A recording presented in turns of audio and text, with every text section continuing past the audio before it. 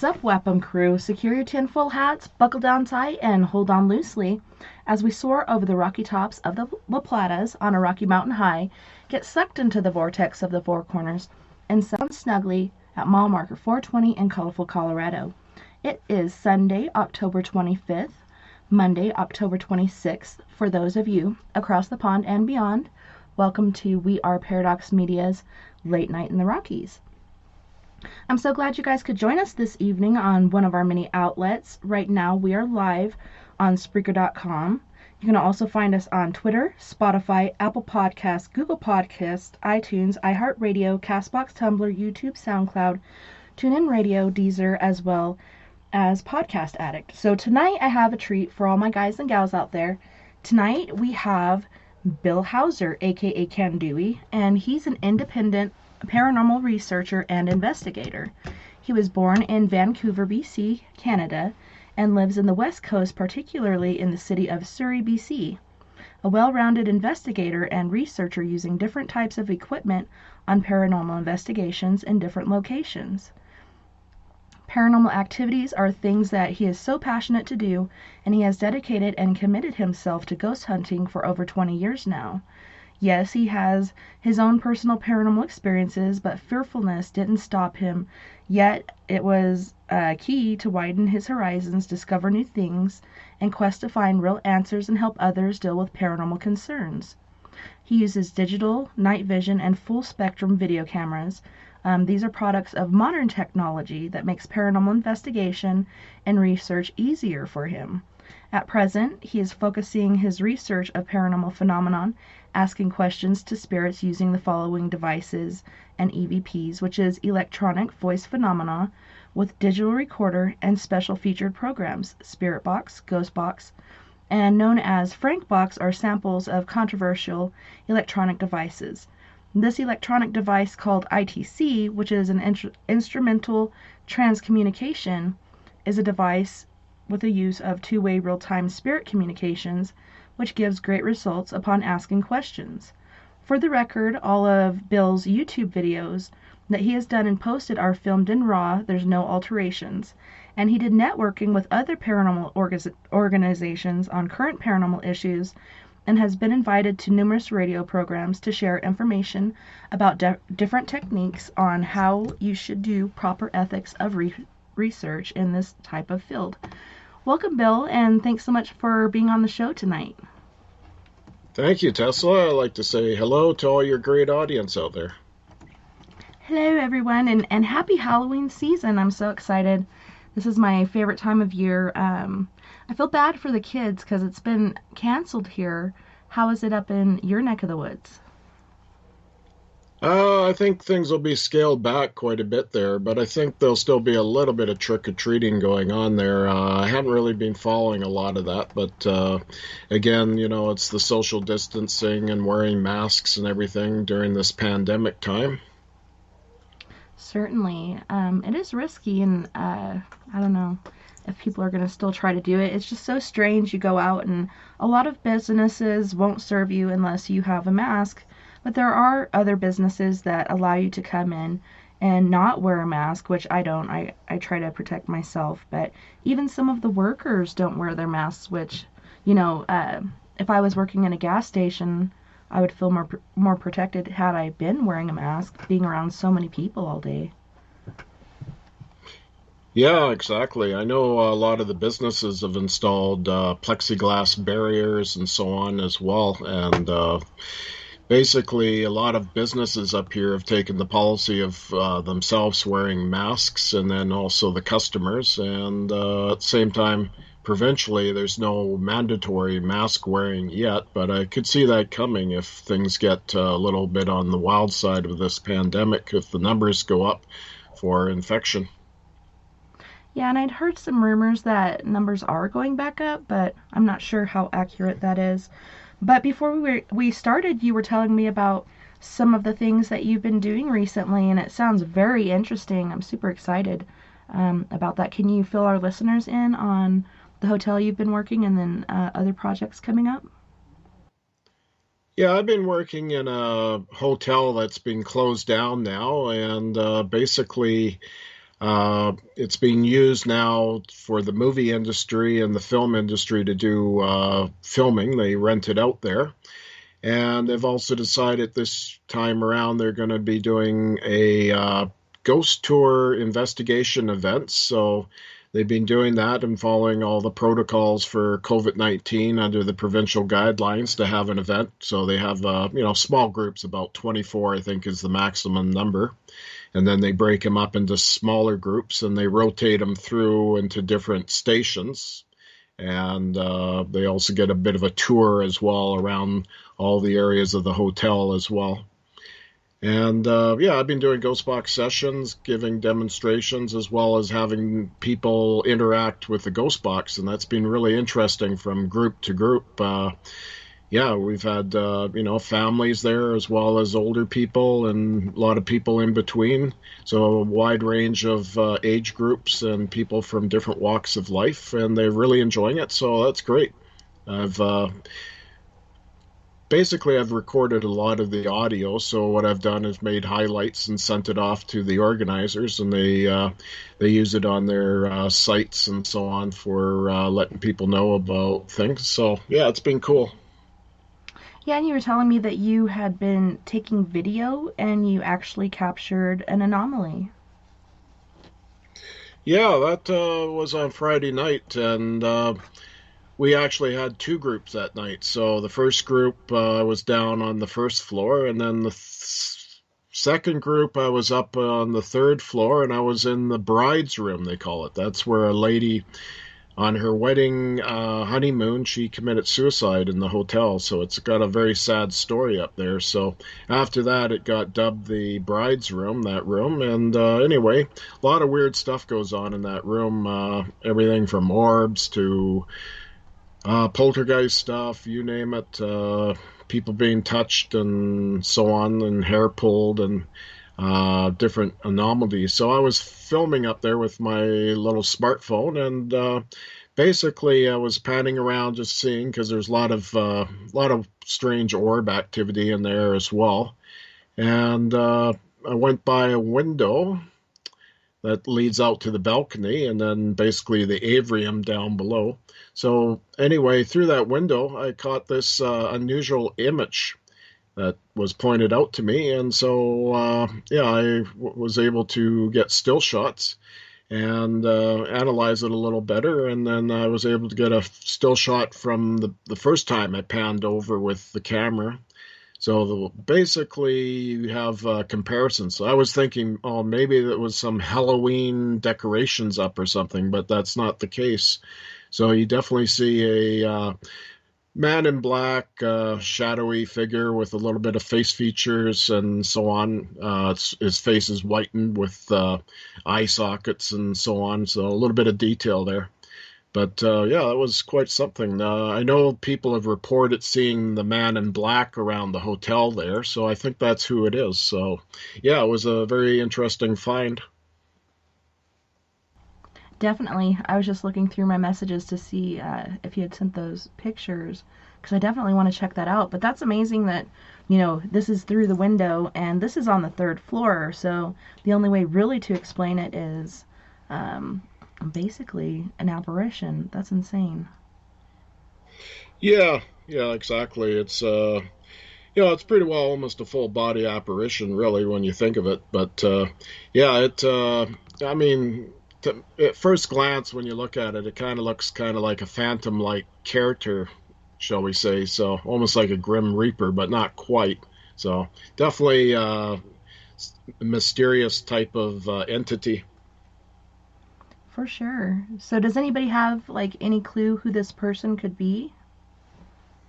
I don't think so. There's been so much activity in that hotel, both criminally and so on. Basically, there's been a lot of stuff going on while it was in operation. So, again, the history goes to organized crime, to local street gangs, to motorcycle gangs, you name it. So, a lot of these different kind of characters used the hotel and they hung out there. And so on. And yeah, they also had a nightclub in the hotel as well at the back end. So yeah, it had a lot of history of a lot of crazy stuff going on there, murders and suicides to people being tortured and beat up. Wow. Is this structure, because I watched so many different paranormal things, is it white and brown or, uh, No, it's actually the color pink, so it got dubbed the Pink Palace Hotel, actually, but the original name of it is the Pacific Inn. And it's not far from the U.S. border, so it's right on the edge of South Surrey and White Rock, and then the divider to the U.S. border, Blaine, Washington on the other side. that's interesting. It makes me wonder, like, if it's built on, Indian burial ground or some sort of field where a battle may have happened. I don't know. It seems like there's so much activity there. And I've heard the story of, brides killing themselves on the night of their honeymoon or the night of being married, and it just makes me wonder. Some of these cases have been proven that the person didn't actually kill themselves but were murdered by their, new husband to make it look like suicide. Has she ever come through and said anything?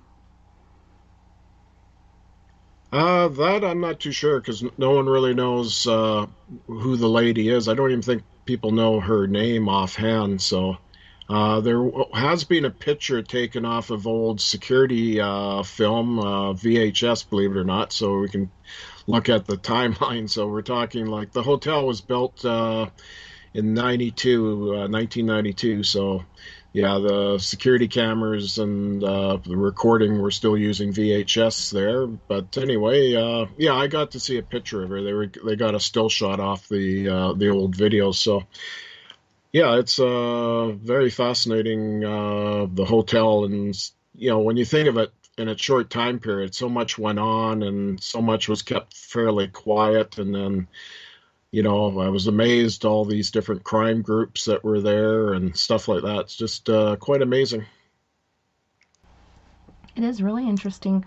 Was there ever, that you know of, a structure there before this hotel was built, or was this just open land that they had built upon?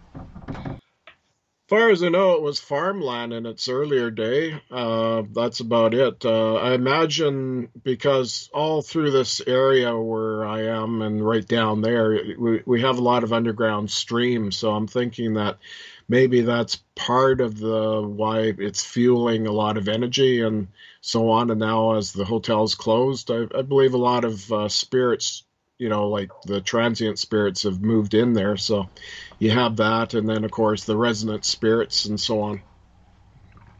That is so interesting. It's sad that you're not able to do that anymore because they did close it down, but you were saying possibly in the future that you'd be going back and doing some more of these tours. Yeah, they for the month of this Blue Moon month there, they decided every weekend to do some tours and events and so on. And yeah, unfortunately, I can't go next weekend because on Halloween night they have an all-nighter. So I can only imagine what they're going to encounter that night on Halloween and a full moon. So, but anyway, it's pretty fascinating for sure. Indeed. Yeah, I was trying to finagle our schedule and get you on for the 1st of November because that's right in between Halloween and Dia de la Muerte, Day of the Dead. And so I was like, man, of all the days that it could be really, really active, this would be awesome. But I mean, your ghost box seems to work very well anyhow. Yeah, exactly. It's I move it around to different locations, and I still seem to get a lot of really interesting stuff. And of course, I was using what I'm going to be using tonight, the Codeless Box 89, hooked up to the Echo Effects speaker, and yeah, it works really well. And then I also was using a few times there the handheld radio as well, so that worked quite well as well. So yeah, it was very interesting. Man, this entity that you captured, holy shnikes, is he the creepiest guy in the world or what? It kind of, I don't know what sort of outfit that is, but it kind of looks like a skeleton on his outfit, but I don't think so. I think it's like some sort of cape thing over what could be a white shirt or whatnot. That is so Yeah, odd. yeah. When I look at it more and more, it probably looks like something maybe in the 20s, like maybe like a tux suit kind of thing that he was wearing, then with a jacket, like an overcoat over top. So, yeah, it definitely looks creepy, no question about it. I can see why they call it the Man in Black. Yeah, he definitely is in black. Do you mind if I share these two pictures on our We Are Paradox Media page on Facebook? Yeah, go ahead. Yeah, sure. That's great. That is so interesting. So, what do you have coming up? You said you got some work coming up on Halloween. You're doing an overnighter. Where is this?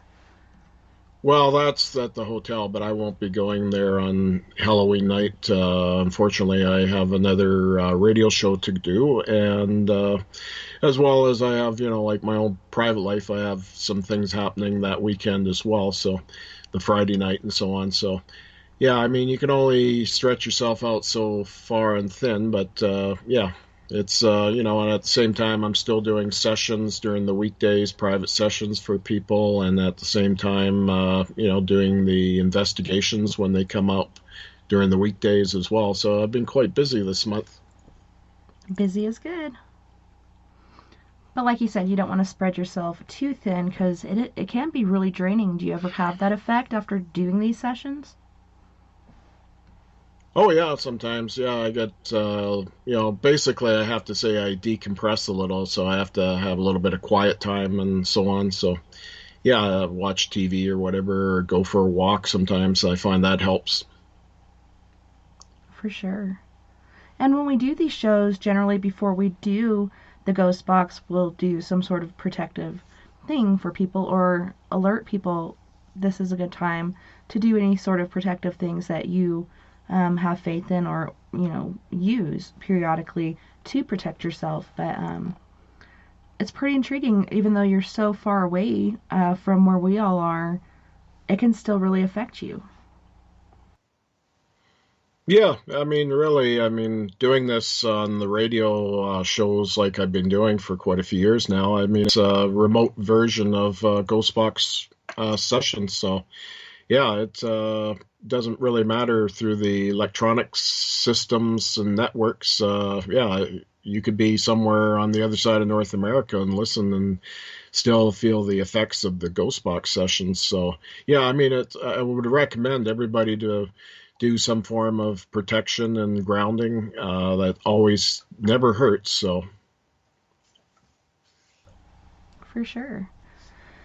So, if anybody would like to call in for the Ghost Box session this evening, the phone number that you would be calling is 1-970-335-9596. 1-970-335-9596, and I will post that in the chat room as well, in case you guys didn't have a pin or whatnot to catch it. But it is amazing, like, we've gotten so many answers through this Ghost Box. Do you have, like you said, you're working personal cases all the time. Are these for people who have passed, or do you ever do cases where somebody may be missing?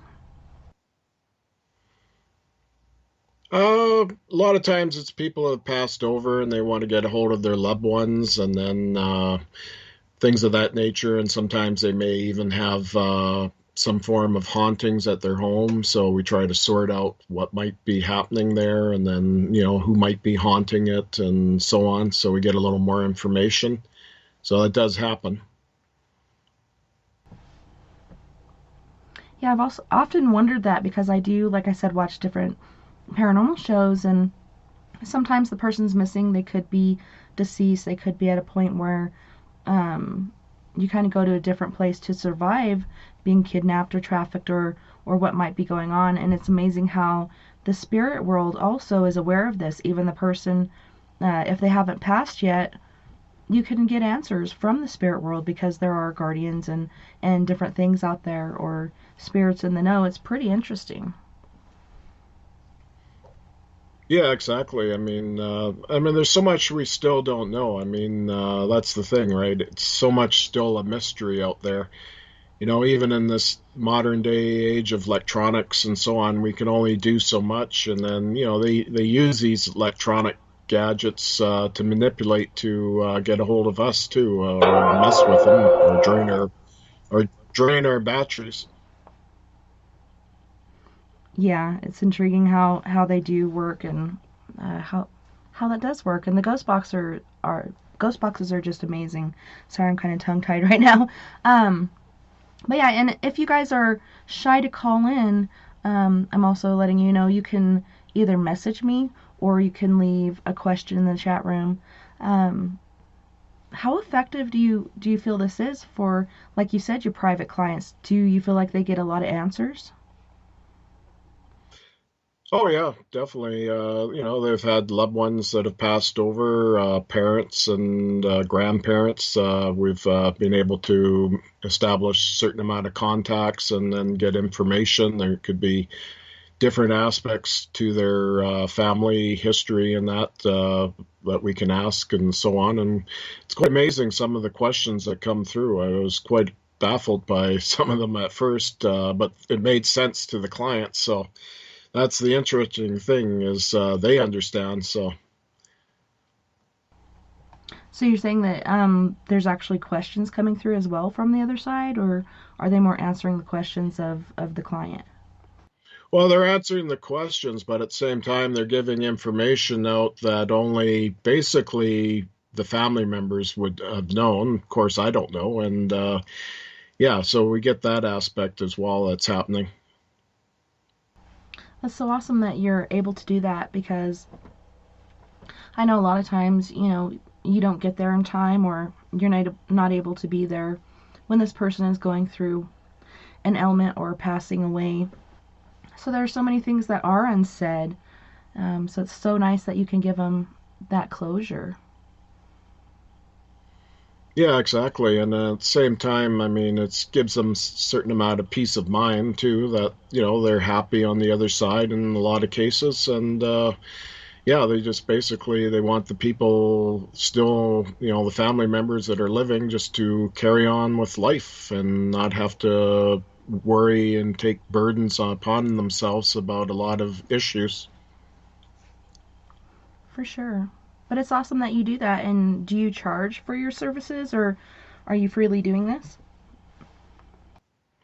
No, I've never charged for what I do. So in a sense, I'm doing a form of electronic mediumship by doing this. So that's really what a ghost box is all about, really. It's a mediumship tool. So it's to contact the dead, basically. So it's communications tool. So, it's up to the user who uses it and how well they establish the connections. So it's your contact field to the radio that you're able to bridge that gap to the other side. Well, it really is cool because there are a lot of mediums out there that do charge. And I understand it. Like, you have a gift and you need to live. A lot of people get really busy with this, like you said, to the point where you're spread pretty thin. But it's awesome that you're doing it, and I really commend you for helping people out and not taking advantage. Yeah. Well, a lot of times if they want me to go out of town, usually, you know, I look at, put me up in a motel or hotel or whatever, or, at their home, if they have a spare bedroom or whatever. Some cases, some people feel inclined to, pass me a little money along the side for gas money on some things if I go out to their locations. So, yeah, I mean, donations are great. So I don't, for me, I don't push the issue. So if they feel inclined to do that, that's great. It's always greatly appreciated. It really is. And I know we don't charge for what we do as far as paranormal investigation, and we have a medium on our team as well, and a lot of us are gifted. But we do sell cleansing kits, and uh, people will donate sometimes. A lot of times they won't, which we understand, and we don't expect it. We don't even ask for it, but when they just give it to you, that's awesome. It kind of, they appreciate what you're doing, but it really shows how much sometimes that they're willing to do that. But yeah, one time I was selling a cleansing kit to a fella just up the road here in a house that every time I drive by it, I want to live in that house. And we actually got to go in and investigate it. And it was pretty interesting. But this fella ended up paying for two cleansing kits instead of just one and said, if there's somebody out there that needs this that you can donate it to, please do. And so that was just really awesome of him to do so. Yeah, that's great. Yeah, I know like different ghost hunting groups and clubs and that. Yeah, basically, you don't charge the client when you go out. That's usually standard. I mean, only mediums and psychics really are the ones charging, basically, because they've taken it on as kind of like a home-based business, sort of. But yeah, I've never charged personally. I've always gone out, with different groups and that, and they've never charged either. So that seems to be the standard protocol.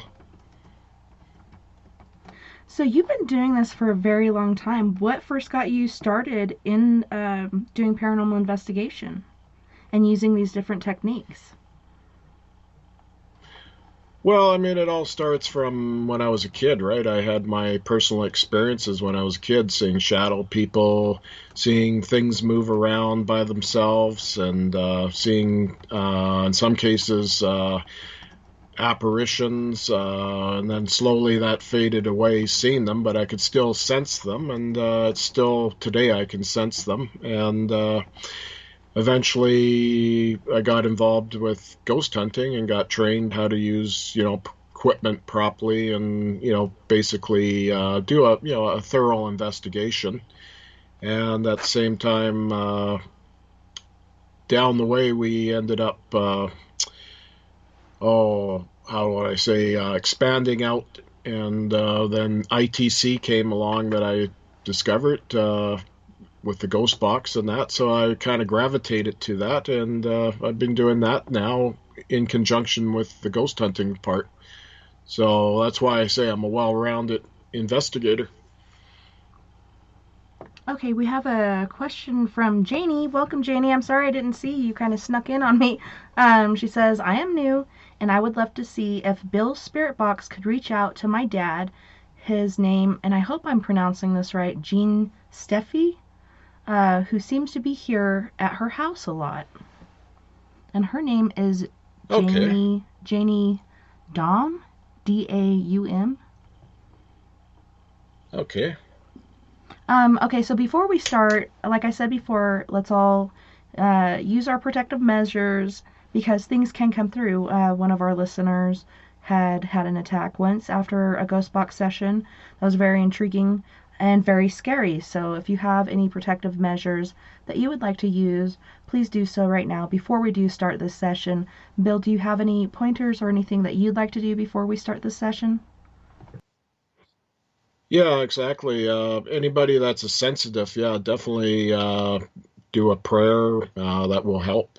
However you go about doing your protection and so on, yeah, please do so, and ground yourself in your however you like to do it. So it's all individually different how people do their grounding. So it's very important. Yeah, it's all to do with your faith and your intent. So yes, very important, like you said. And Bill, which ghost box are we using tonight? We're going to stick with just the codeless box 89 tonight, and that's going to go through the Echo Effects speaker with the reverb. So you're able to, it's an enhancer, so it basically helps to hear the, how shall we say, the responses will jump out, shall we say. They just pop out kind of thing. So you'll hear it And anyway. You'll hear how it works. So. yeah, and like we've witnessed before, a lot of people from the other side, it may not be the voice of the person you're reaching out to, it could be, but sometimes other spirits will come through and give you the message that this person is trying to portray to you. So that's very interesting as well. Yeah, exactly. So this is for Jamie, Dawn, and who was the person that we're trying to contact again? Jean Steffi, Steffey. Jane. Okay. Okay, is he a family member? It's her father. Father. Okay, here we go.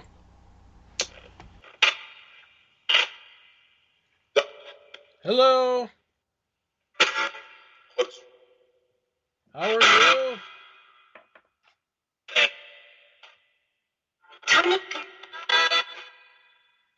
I want to get a hold of somebody for Jamie. Jamie Dawn. It's her father. Is her father there?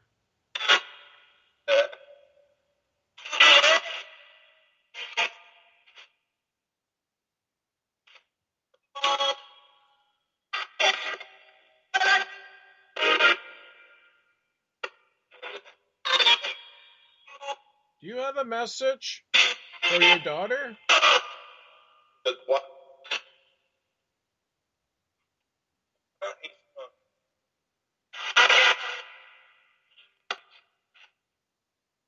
You have a message for Jamie, your daughter?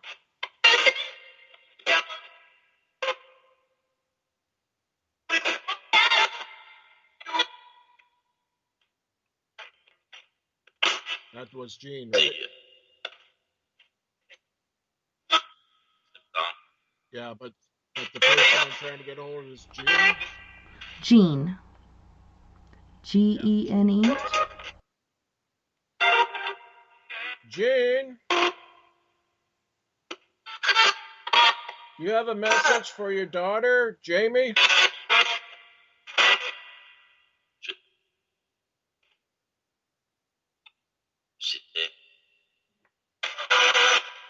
What message would you like to say?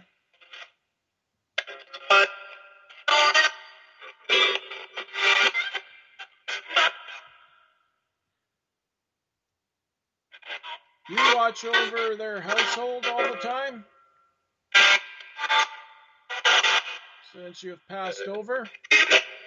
You watch over your daughter's house? The family and so on?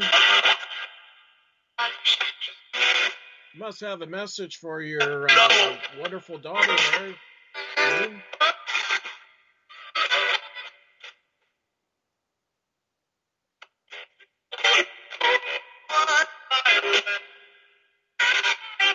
What kind of a message do you have there, Jean?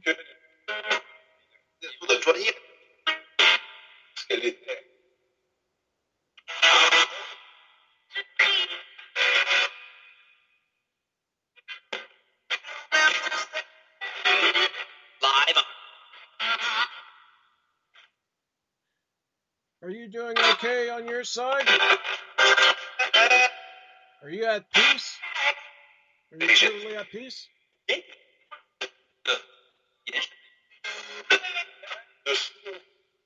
Okay.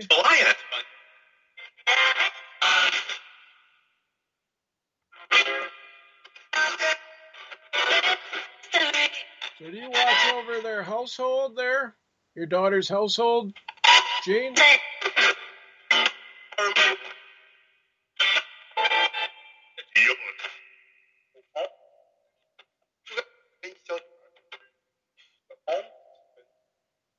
What kind of a message do you have for your daughter and family, Jean?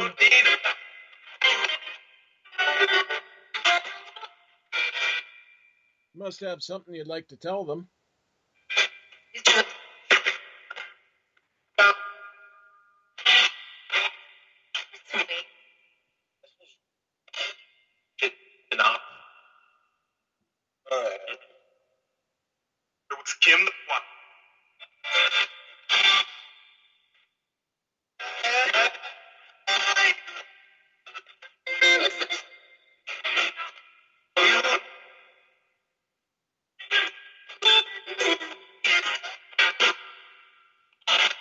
Okay, we thank you. Goodbye.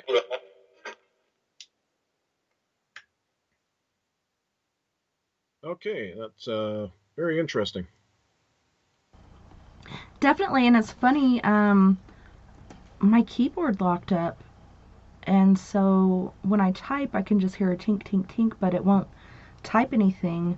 Um, but I got what's, and then hi, dad, or yeah, and then I heard her name a couple times, and then someone said she's dead, yeah, stop crying, April 20th, I still live there, live, yeah, me, the finish, like Goliath, but dead or weak beyond to the precept, still look up, you just stop, listen to me, Jean, in Army, you, here, and Chelsea. And Janie said that there are several spirits, male and female, which is true. And like I was saying earlier, a lot of times when we do this, different spirits will speak up and try to convey a message. And a lot of times it has to do with that person trying to get through. Sandra said she heard, turn it up, hi, mom, it's Dom. Jim, my instructions, better, me, Ohio, certainly, were you there? Lynn heard, what? Crank it up. Ed, father, what? Janie, she's dead. What? Sorry about that. Anything, listen to me. And Tim. And Janie said, there are others, and Eddie, Jen, Meg, Mason, George, etc. But she said, thank you, Bill, for that. Did you pick up on certain messages that came through as well, Bill? Well, much the same. Again, I go kind of in a zone, so basically I just start talking and trying to create the communication. So it's good that we're recording through a radio show. So a lot of times I pick up on some things, much similar to what some of the listeners have picked up on. That's awesome. I have no idea what's going on with my keyboard, but luckily I can still mute and stuff, but I can't type. That is so strange, and it was 5 words in. I've never had this happen to my keyboard before. You got a gremlin. Mm-hmm. Gremlins and the wires.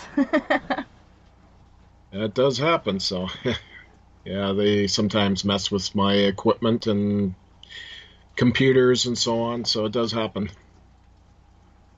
Okay, so we're getting a call here. There we go. All right, caller, who are we talking to? Are you there? Uh-oh. Another Skype update. Go ahead and try calling in again. I can't type in anything, so go ahead and try calling in again. Hopefully, since I'm on the Skype screen right now, I can add you in. I did press the button to add you to call, but like I said, Skype issues. Okay, there we go. I'm calling in again. I think we got it now. There we go. Hello? Hello, it finally worked. It did. What the heck is going on? We got some crazy stuff going.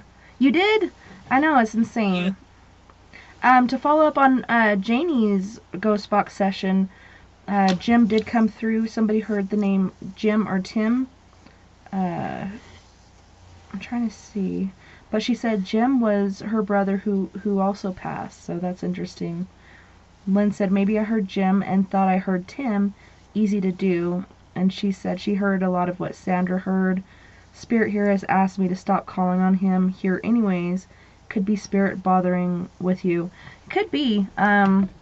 Especially when we have certain guests on. Chris Garcia, when we have him on, all kinds of stuff goes crazy with our technology. I call it paratechnical issues. So that's a little bit of what we're dealing with tonight, but the main things are working. That's what's important. Chris, did you have a question for Bill in the Ghost Box? Yes. Lately I've been having some good changes about my abilities, and I've discovered a lot. I wonder what my family has to say. Okay, so your abilities, what, psychically? Yes. Okay. Well, let's see what we can do to contact your family members. have more discoveries.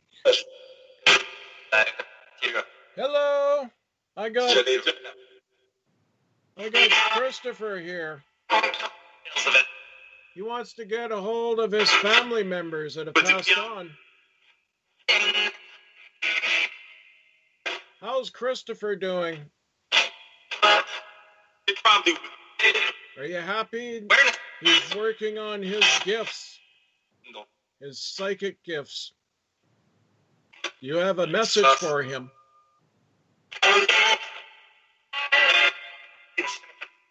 What kind of a message do you have for him?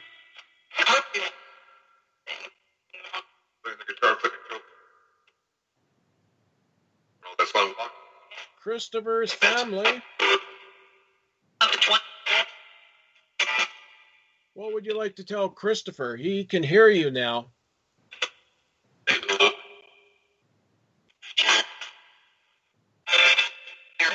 What kind of a message do you have for him? Is he on the right track? He's on the right direction in life?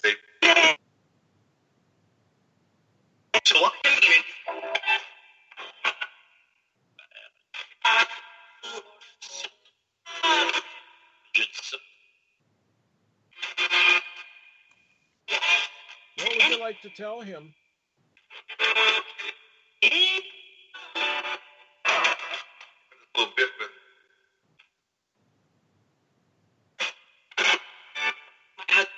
Are you happy he's going in the right direction in life? Do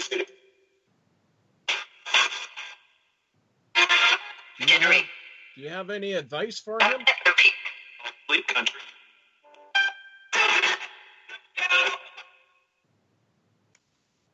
What kind of advice do you have for him?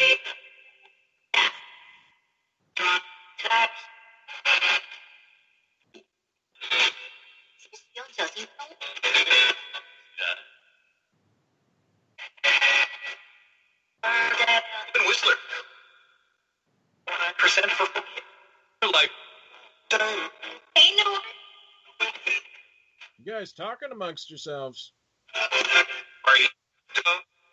You want to talk to me? I got a question about Christopher with his family members. Are you happy the direction he's going in life?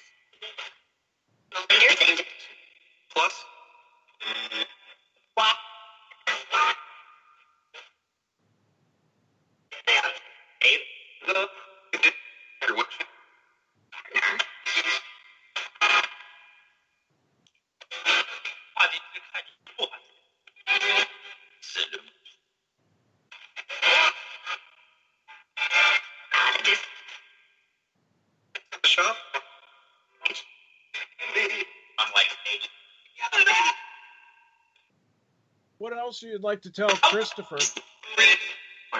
Family members?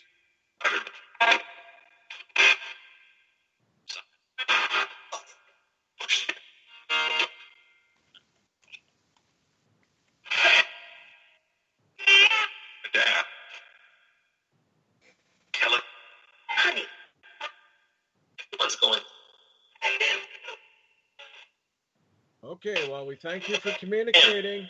Goodbye. Okay. That was interesting. They were having a little conversation there.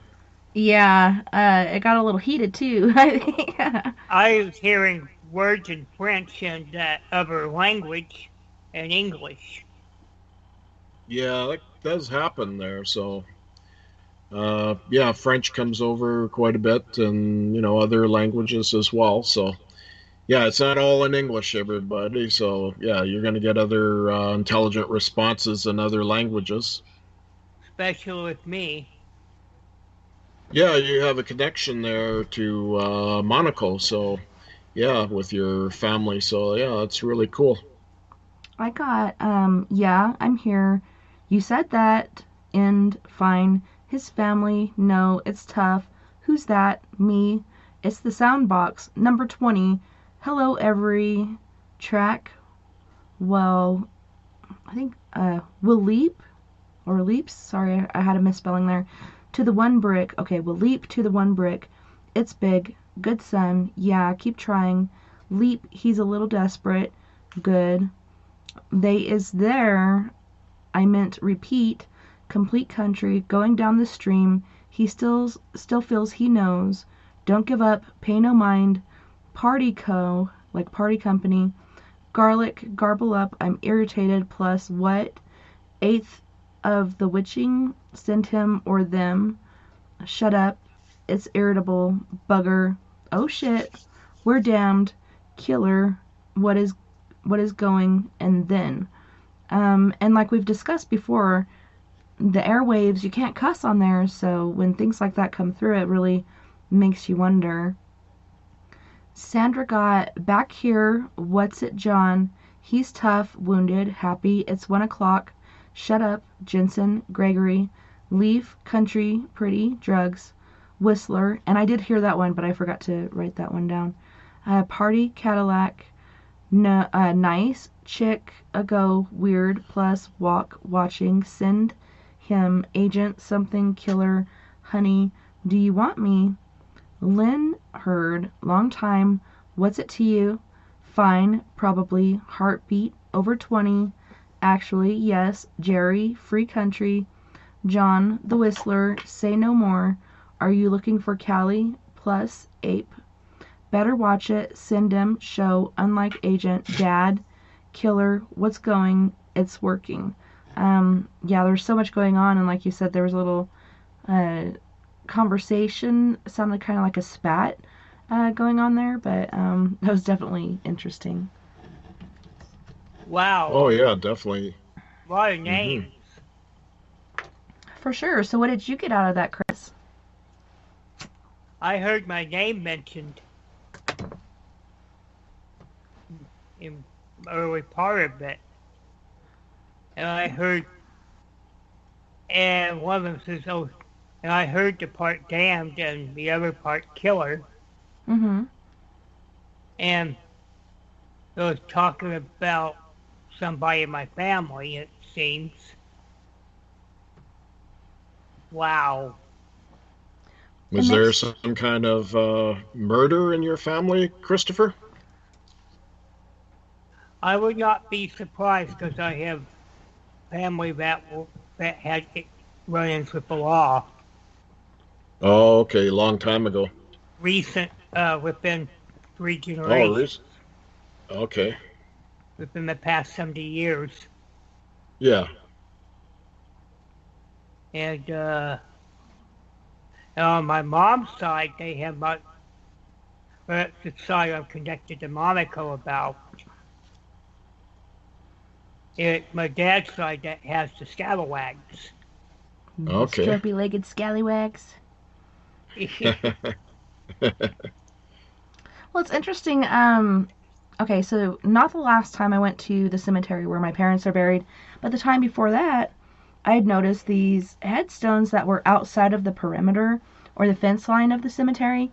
And when I went back last time, I tried to find them, but there was a lot of stuff from, I think, cleanup in the cemetery that were thrown over the side, and I don't know if they had covered the headstones or what. But it made me feel bad, and I was like, wow, I wonder why they're out there and everybody else is in here.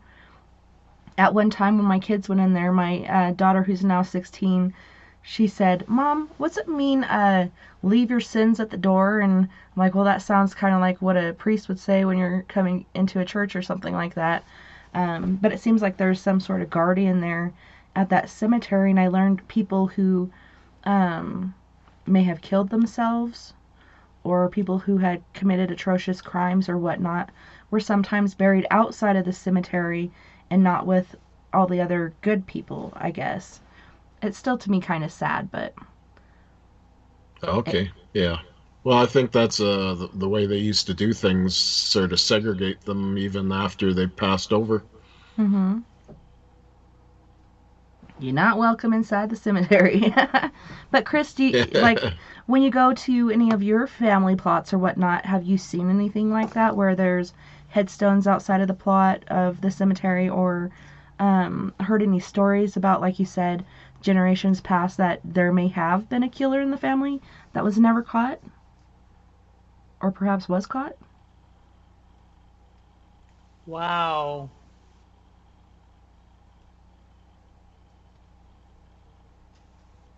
A lot of the people in my family have aged out or died.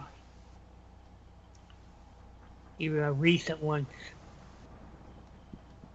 My bio dad's dead. My mom's dead, and everybody that were born before him, my grandparents and stuff. Mm-hmm. Well, it's something to look into. Yeah, it's very interesting for sure. I had a very disturbing dream about a killer. In fact, I dreamed I couldn't call 911 because I discovered I was in the 60s in the dream. Mm-hmm. It was like I was watching and I heard the scream and it woke me up. It was like really scary.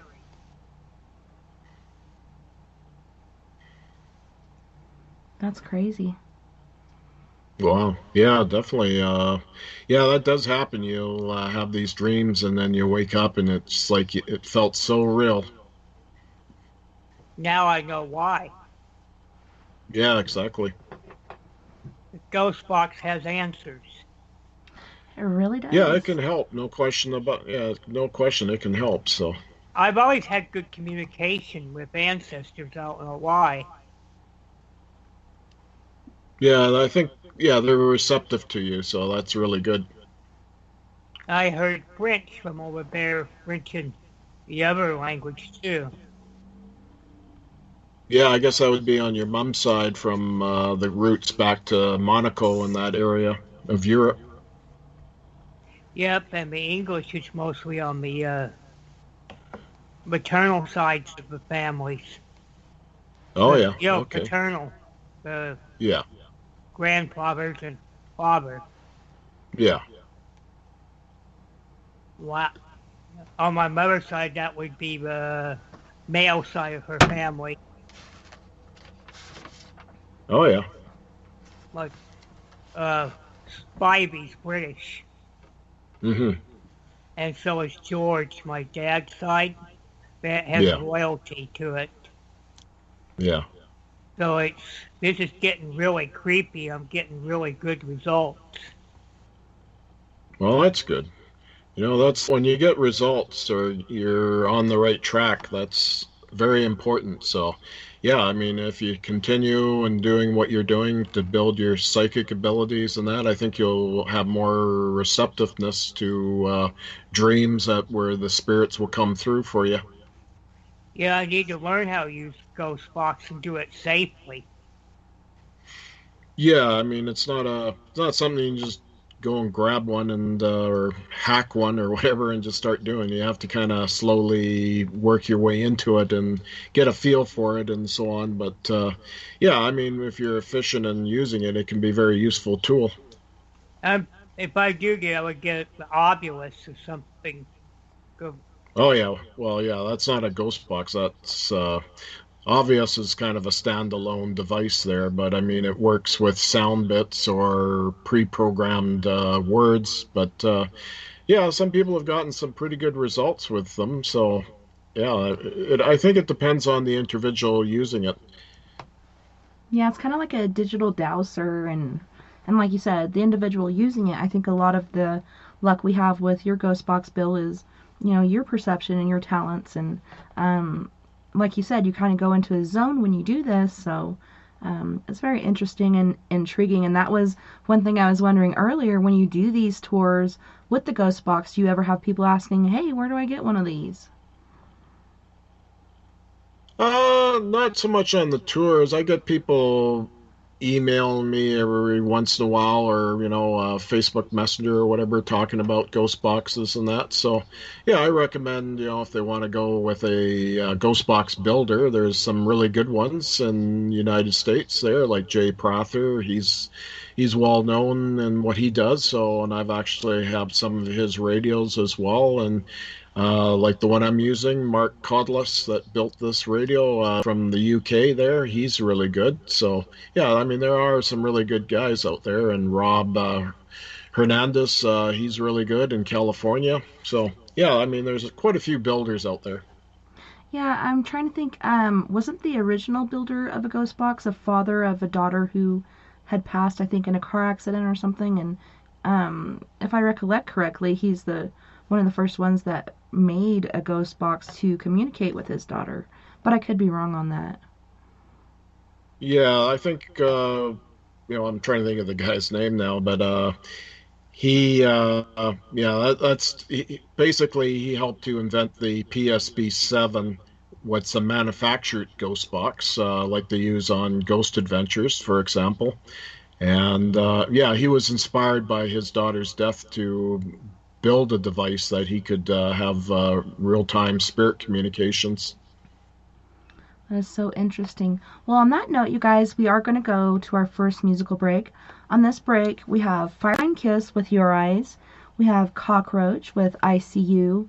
And Fred Johnson III with Sugar. You guys don't go anywhere. We'll be right back after this musical break. Your eyes. Your eyes. Your eyes.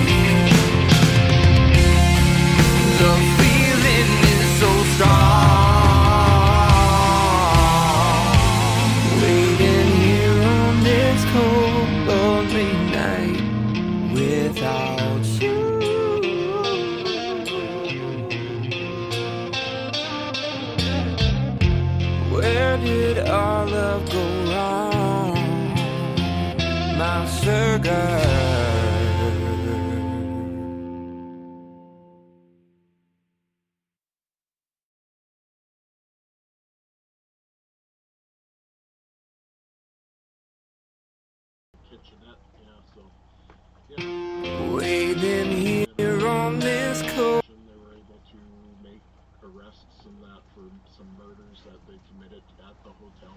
Welcome back, you guys, and thanks so much for joining us tonight on We Are Paradox Media's Late Night in the Rockies. Tonight we're joined by Bill Hauser and his Ghost Box, and we still have Christopher on the line. Bill, you were telling us a little bit of the background of the hotel again that we had discussed, and the Montreal gangs and such, that in this particular room or area they'd hurt and torture people. I mean, so much energy can remain there, whether it's residual or perhaps intelligent. Do you feel that this is a residual haunt at this place? Do you feel like it's intelligent? I think both intelligent and some residual, because people do hear footsteps down the hallways of the corridors and so on in the hotel, as well as, the actual communications, EVP work people have done. There's been quite a few paranormal groups that have gone in there as well.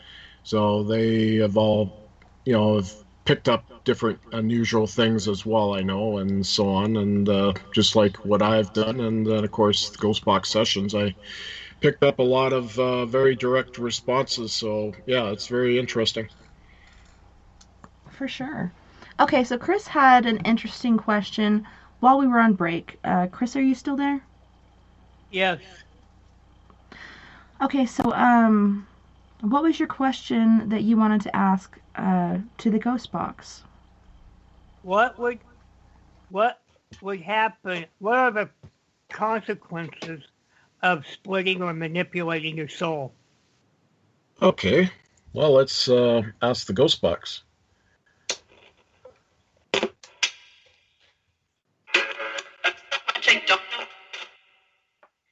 Hello.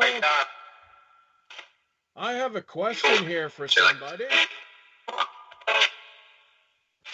What would happen if a person split their soul? Could you tell me? Please? What would happen if a person splits their soul?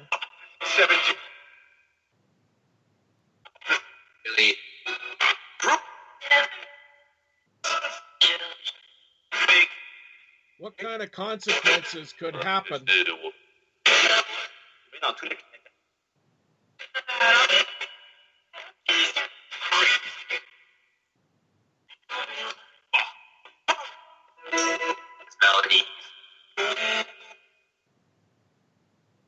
you know what would happen if someone split their soul? Is that possible to begin with?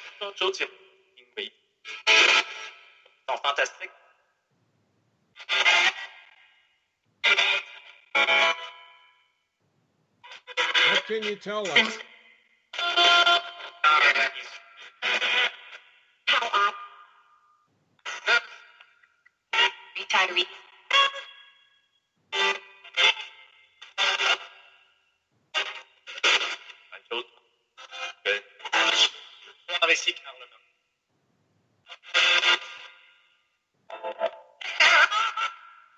Well, what would happen? You know?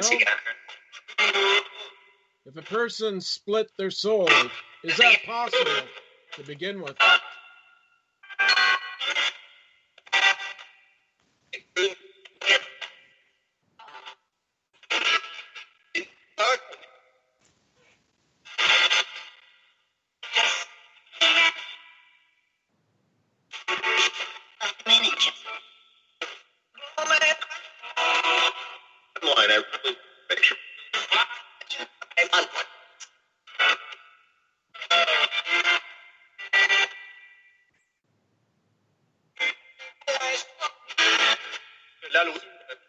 So what would happen?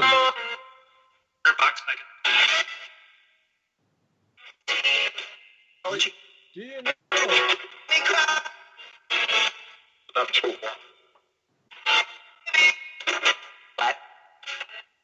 If a person split their soul, do you know what would happen? Is this physically possible?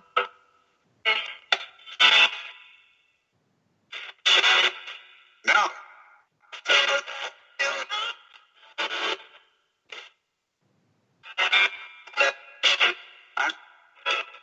Would there be serious consequences if someone tried this?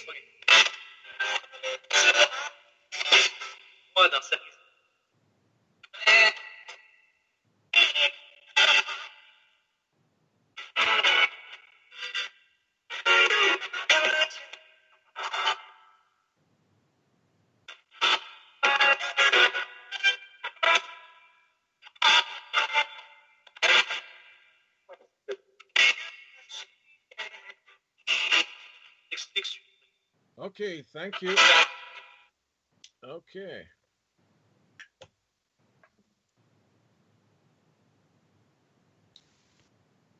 Interesting responses there. Yeah, I'm trying to figure out the spelling on this last word, but I'm just gonna post it. Because I don't think I quite have the spelling right. Yeah, but I know what I was saying. Man, I got a lot of stuff going on with that. I think they'll need a doctor. Steve, wait, there's nothing now. What the? Hurry up. Severed, wait. It's now betwixt. Now isn't it? Oh, fantastic. Send. Troubled up. Tyrese. Or Tyrese, but I think it said Tyrese. Is he ever wound? It really is. It's earthbound. Normally too far. Why'd he do that? Cries a lot. More modern. Allergic. He cries. Allergic to what? The black. Hubbub. And then no. Like very blatantly no. He flipped and let me explain. What I'm saying is he is done. Urgent. Earthbound. Never will. And asphyxiate. Which is the word that I was having issues spelling. Sandra got Jack. Steve. It's awesome now. What the? 17. Leave. Please don't. Validity. Torture. Sins. He tied me. I told you. Now sit down. Ugly. Jim. Icebox. Deep. Now let me explain. What did I say? Lynn got. Yep, it's on. Select Steve. What the? 7-0. Hey, Killy. Sarah. Yes. Gift. What? Now. Let me explain. And Ted. And Sandra Chris is like, what kind of question was that, Chris? And Janie said, I heard no to you asking if it was possible. There is a book called Shared Souls, but nothing regarding a split soul. Oh, I after reading all the answers, I got a pretty good explanation I can tell the audience. Not Christmas music, it's Halloween season. I have a pretty good explanation to tell the audience. It is not possible if you make an attempt, it's due to mental illness, or if you manipulate the soul away by talking, it causes yourself to be earthbound and face other consequences. Mm-hmm. And I've actually seen an earthbound, I don't want to say spirit, it was an orb. Mostly I capture orbs on camera, but I've seen a few with my naked eye. First one I saw was a really bright white one that flew past me, between me and my daughter, when she was practicing high jump. The second one I saw with my naked eye was a really bright electric blue one. and that was at one of my Four Corners Paranormal Investigation team members' house. She calls it the Haunt. That's where we'd meet and educate ourselves. And then the third one was out at my friend's house, and she said she had some dark energy going on or whatnot, but this orb was quite large, and it was an earthy color. It was like a dark brown colored orb, and that really blew my mind because I'd never seen anything like it. And when investigating that and asking questions to other people in the field, they said basically that was an earthbound spirit. You notice this one said it was black in this response. Mm-hmm. That means they're earthbound and have no light. So this tells you something. Doing stuff like this is basically you're basically, if you manipulate your soul in like a necromancy, you're earthbound and you're separated from God. Yeah. That's pretty ominous warning, isn't it? Basically outer darkness, and it was funny. Allergic to what? Allergic to the black. And I've heard of people going to the crossroads and selling their soul and doing it in other ways as well. I've never heard of like you said, fracturing a soul, except for people who are abused or whatnot have that fractured sort of solar mentality where they can have multiple personalities. But what I'm getting off of this individual that you were talking about is very dark, not good. So yeah, everybody cleanse yourself right now, please. I'm just kidding. No Father, bueno. Son, Holy Spirit. So basically there are drastic spiritual consequences for manipulating your soul. Yeah, for sure. I would say. So the spirits confirm that there's a higher power, and there are certain penalties for doing stuff like this, black magic, like necromancy. Mm-hmm. And Sandra was wondering, why did you ask such a question? Well, it's due to somebody that he knows and works with and has claimed these certain things. So Chris was curious, especially during the Halloween season, what happens when you do such a thing. Bill, you were about to say something? Yeah. Yeah, so there's a lot of penalties involved. So basically, the matter is don't mess with the dead or anything to make yourself you change how you appear like that. Bill, what were you gonna say? Oh, I was gonna say, yeah, it's if you could do something like this, I could see it having dire consequences that could cause major problems for you. Yeah, for the person doing it. Yeah.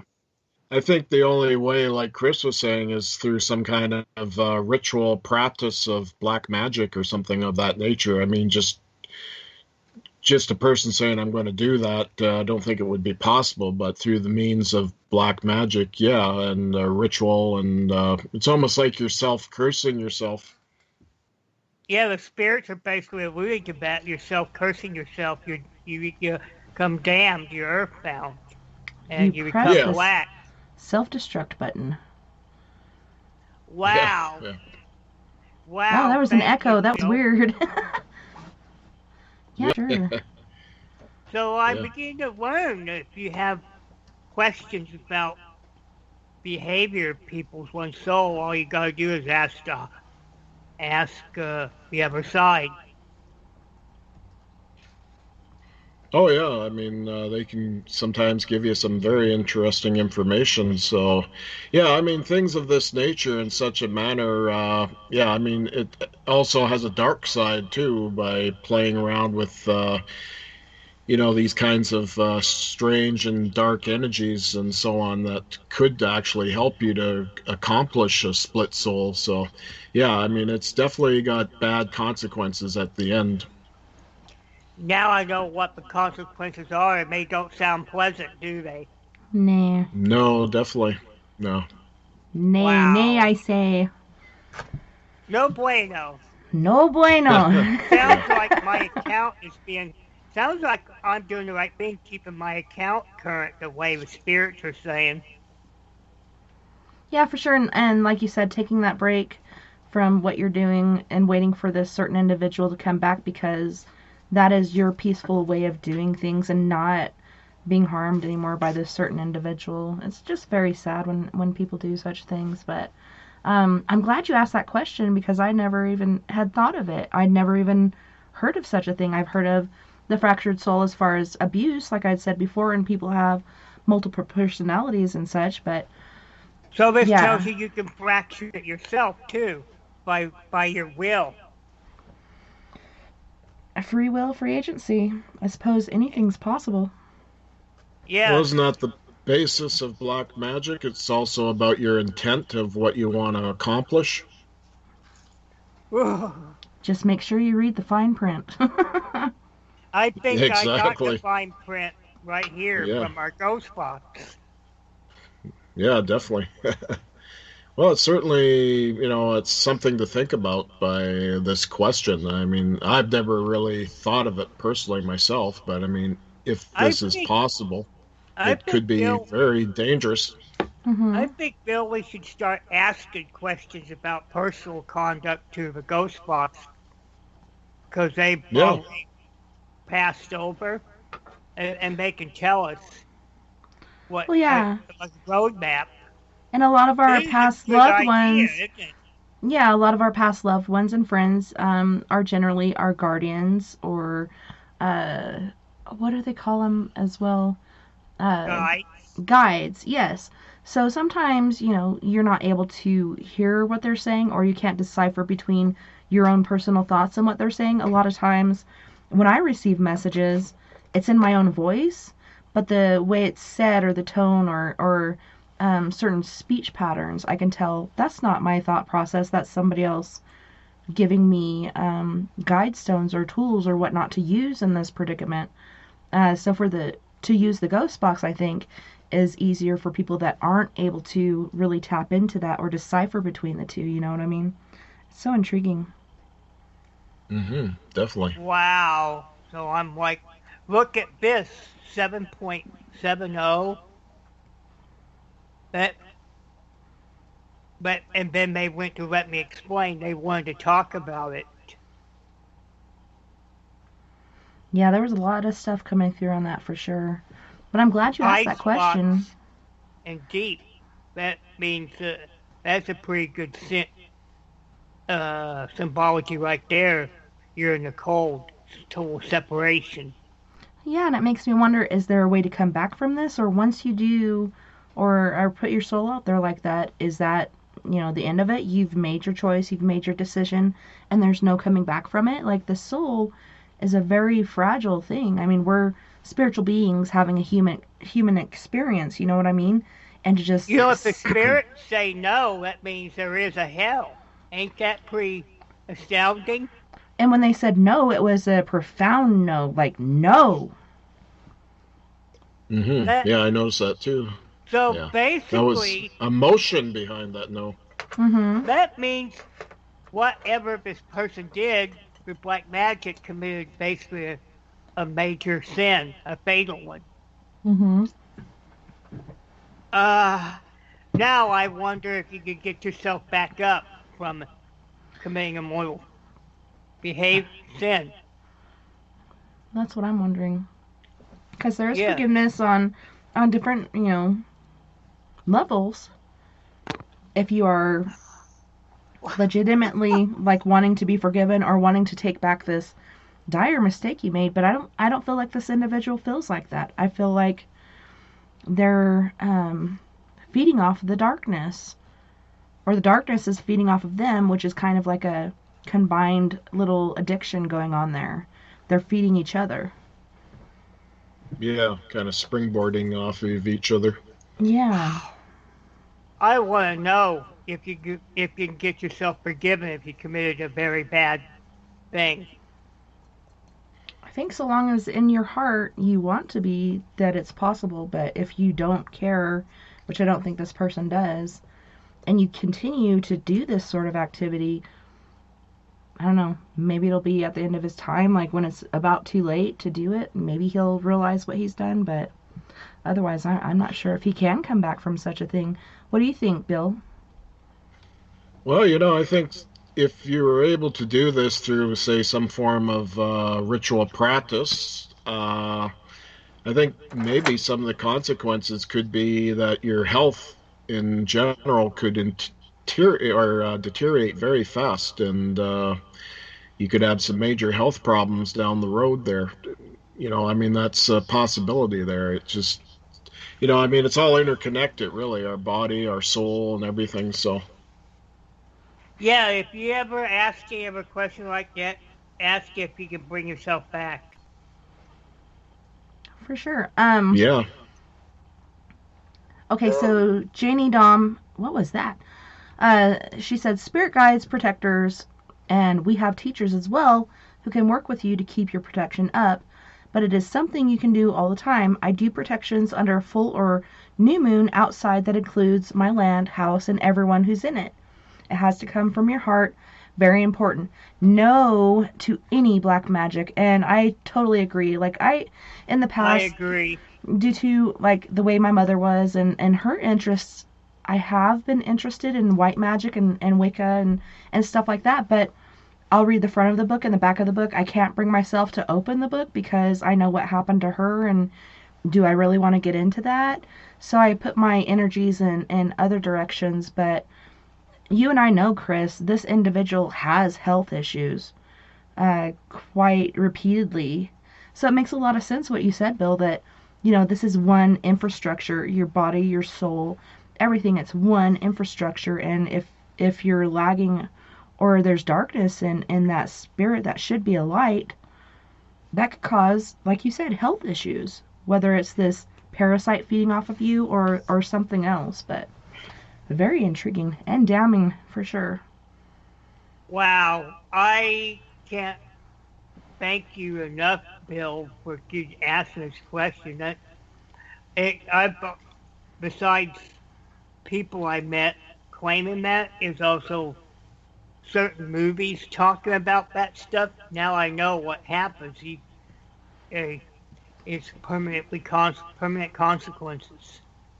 Yeah, it seems like, there's certain things that mankind shouldn't be going down that road, sort of like it's off limits, it's forbidden, and I think that's one of them. Splitting your soul. Well, yeah, Or fragmenting it. Yeah. Wow. Hmm. Well, definitely follow your gut, Chris, and I'm glad you are taking that little hiatus and you're waiting till it's safe to go back again, because just dealing with that, I could feel could put you in harm's way as well, which it has already. Well, I asked. Me too. Yeah, definitely. Well, thanks again for calling, Chris. Did you have anything else? Yeah, thank you, Chris. That was a great question there, and it's got me thinking too about a few things here, because I've just never thought about something like that. But yeah, it's definitely kind of scary too when you think about it. Oh, yes. Our next podcast, I have a few questions about conduct, related things, but they could answer it probably better than man can. I'm curious now. Oh, yeah, definitely. We could actually educate the world to stay away from black magic.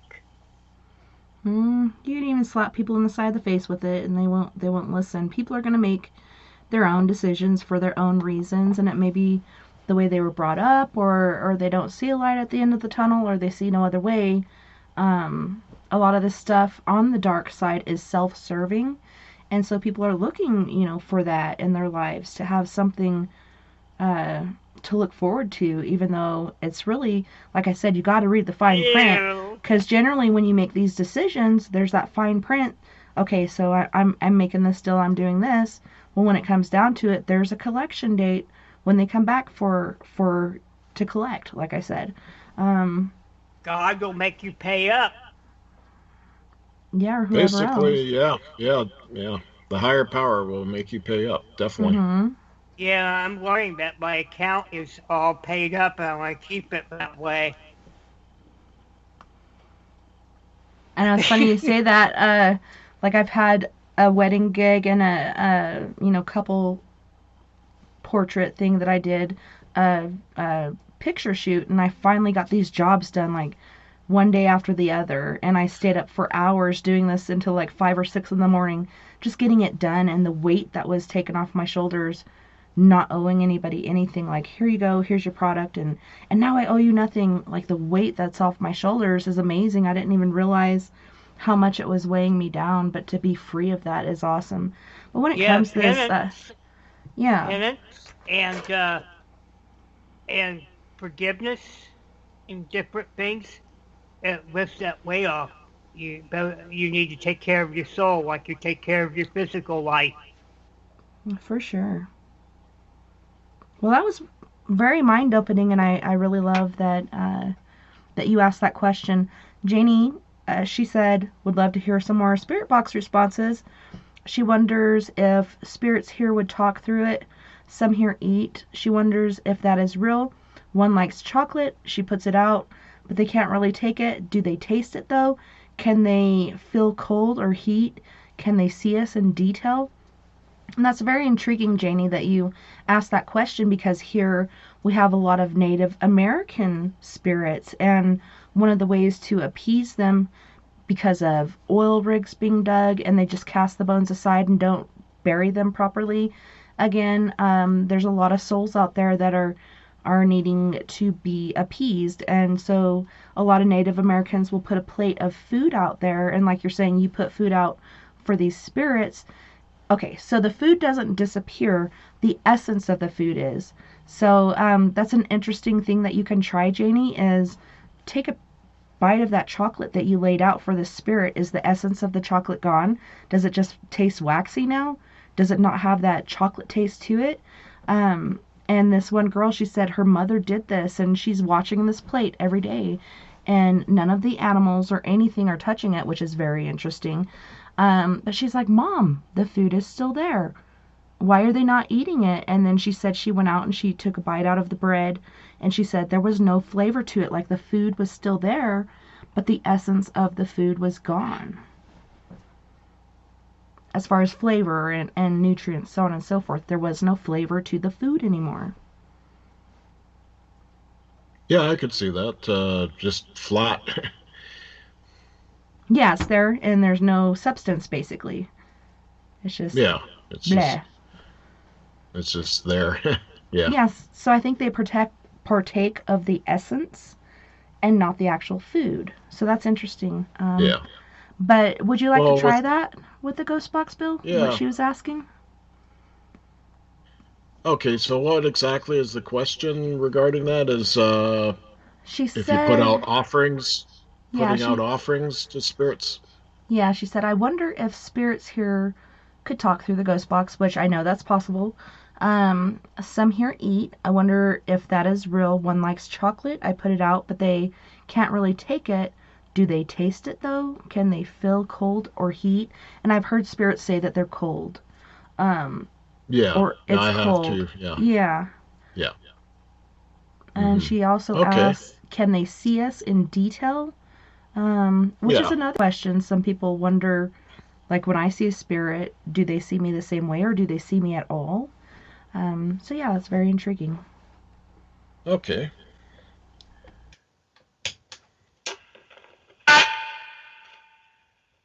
Hello. I got a question. A few of them, actually. If a person puts out an offering of food, can you taste it? Do you taste the essence of that food, or the physical taste, the sweetness, the spices?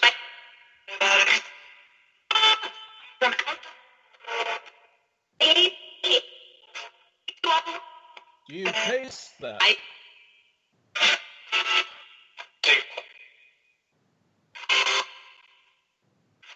Are you able to taste that?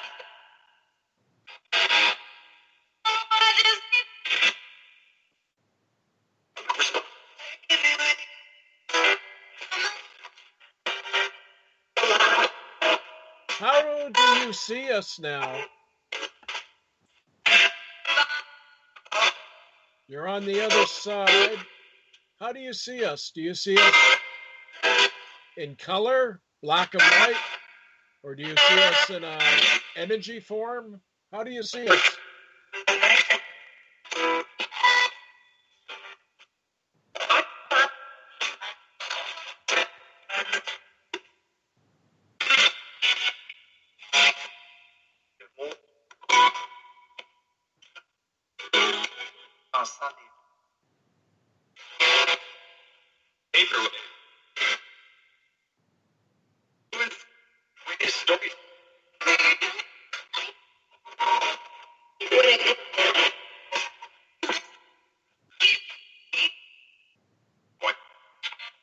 How do you perceive us on the other side?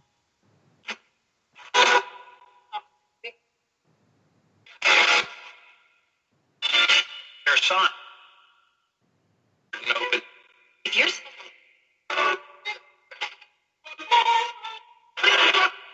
You perceive us in color or black and white? How?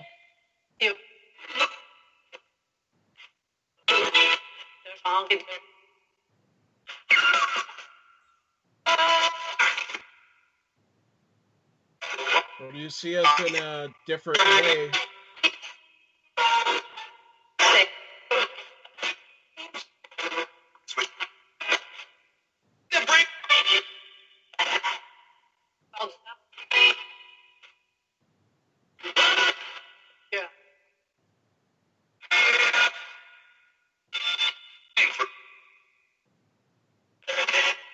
we'll try.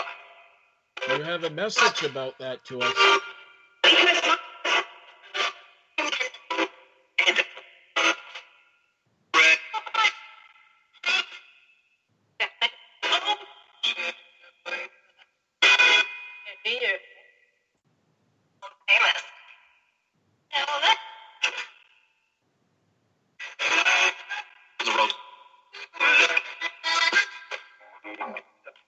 What kind of a message do you have for us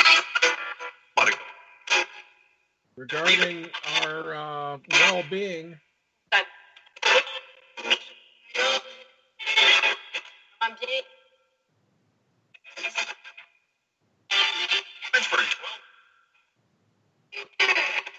Network.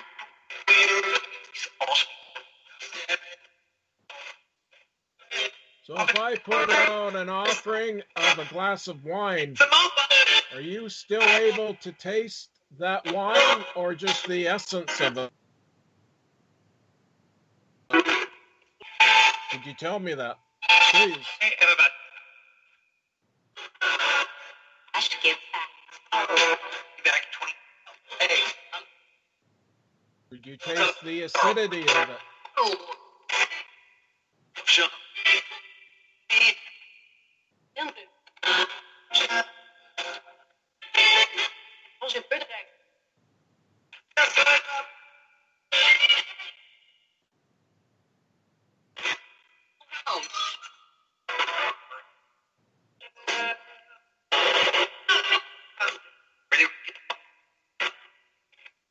Okay, well, we thank you. Okay.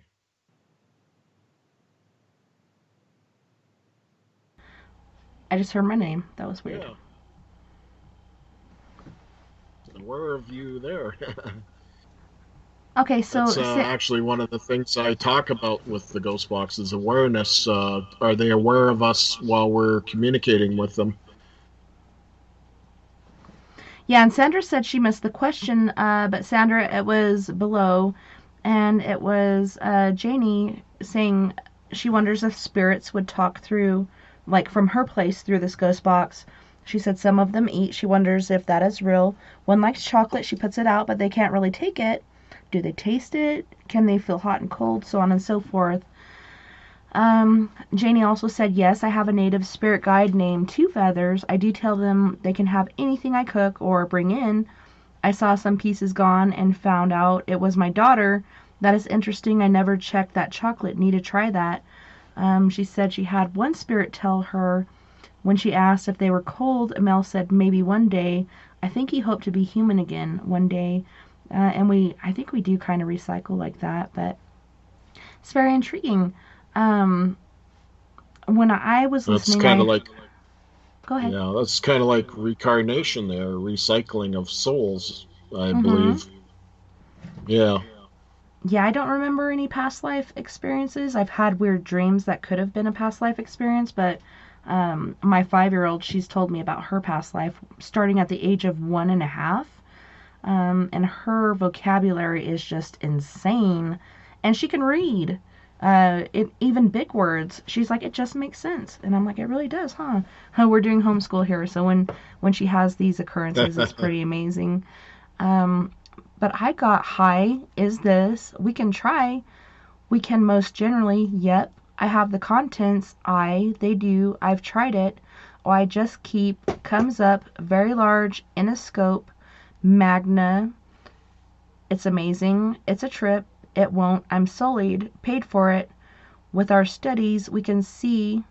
Try it. We can eat. Fragile. A bit. They shine, and that's when you were talking about, can you see us? Like, how do we look when you perceive us? Um, they said, fragile, a bit, they shine. When you are open, it's something. Then I heard the name Jason. Fried, you. They're honking it, and I don't know if that's a term for horking or like really eating the food. Briny, the brink. It seems as tough, yeah. A teardrops, it's almost delicate. Bread, yeah, bread. We need it. We will let the world we can come from under. Bodyguard, yep, I'm gay. And that could mean happy. French fries, I think they like fried food. And bread. French fries, well, they're awesome. It's a mobile. We do. It ain't no better than that. I should give back. Give back 20 shillings. Tessa, I'm around. Haven't you gotten enough? Don't know what that was about. Janie came through and said, how do you see us? She heard naked. She heard that more than once. Yeah, something drop. Native spirit, I'm dead. Heard the number 20 again, as did I. And then I heard shillings. Lynn said, hi, who this? On 88. Ike, I like. It's amazing. It won't. On Sunday. Make a living. Where do you stay? What? It's John. Elephant. Live it up. You. Yeah. Just a drop. Red. Native. A roast. Money. I'm gay. Network. Does he have it? I skipped that. No, you do. Should have got rid of that. Are you kidding? And it's amazing, like, we're all listening to the same thing, but we're picking up different things, and a lot of times the same things. But it's kind of like a person that sees a crime happen. Everybody sees something different. And with the ghost box, everybody hears something different and sometimes the same. So it's so intriguing when we share what we heard, what message we can get out of it. Oh, yeah, definitely. It's their perception. One perception to the other can be totally different, even in hearing. That's especially when you have this radio, it scans really fast. So it's hard sometimes for us to process a lot of that. So, yeah, it does happen. It's so amazing. I always look forward to this time of the month. I'm like, yes, ghost box time. But yeah, I was intrigued that my name came up. Haven't you had enough? No, I've just gotten started. um, but yeah, I really do love the ghost box. And you were talking about the SB7. Like, that is my favorite ghost box that I use. I have an SB7 and an SB11. And those of you that know out there, the SB11 is big.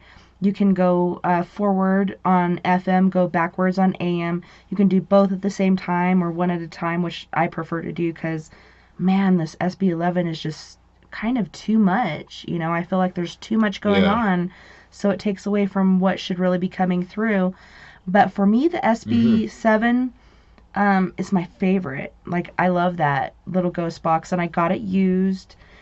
Have you ever gotten used equipment, Bill? Like, have you noticed anything attached when you get something like that, or do you not get used equipment? Uh, I've gotten a couple of hacked radios that are used, but the price was right. That people, and some of them were actually given to me too from other people that figured they tried it, but they weren't it just didn't seem to work for them, so they wanted to get rid of it. So they asked me if I would take it. So I said sure, and yeah, I mean, yeah, an attachment could go to any item really. The Ghost Box, yeah, very much so. But I think it depends on the user how well you're grounded to begin with, so you're able to reflect a lot of that if there's any negativity.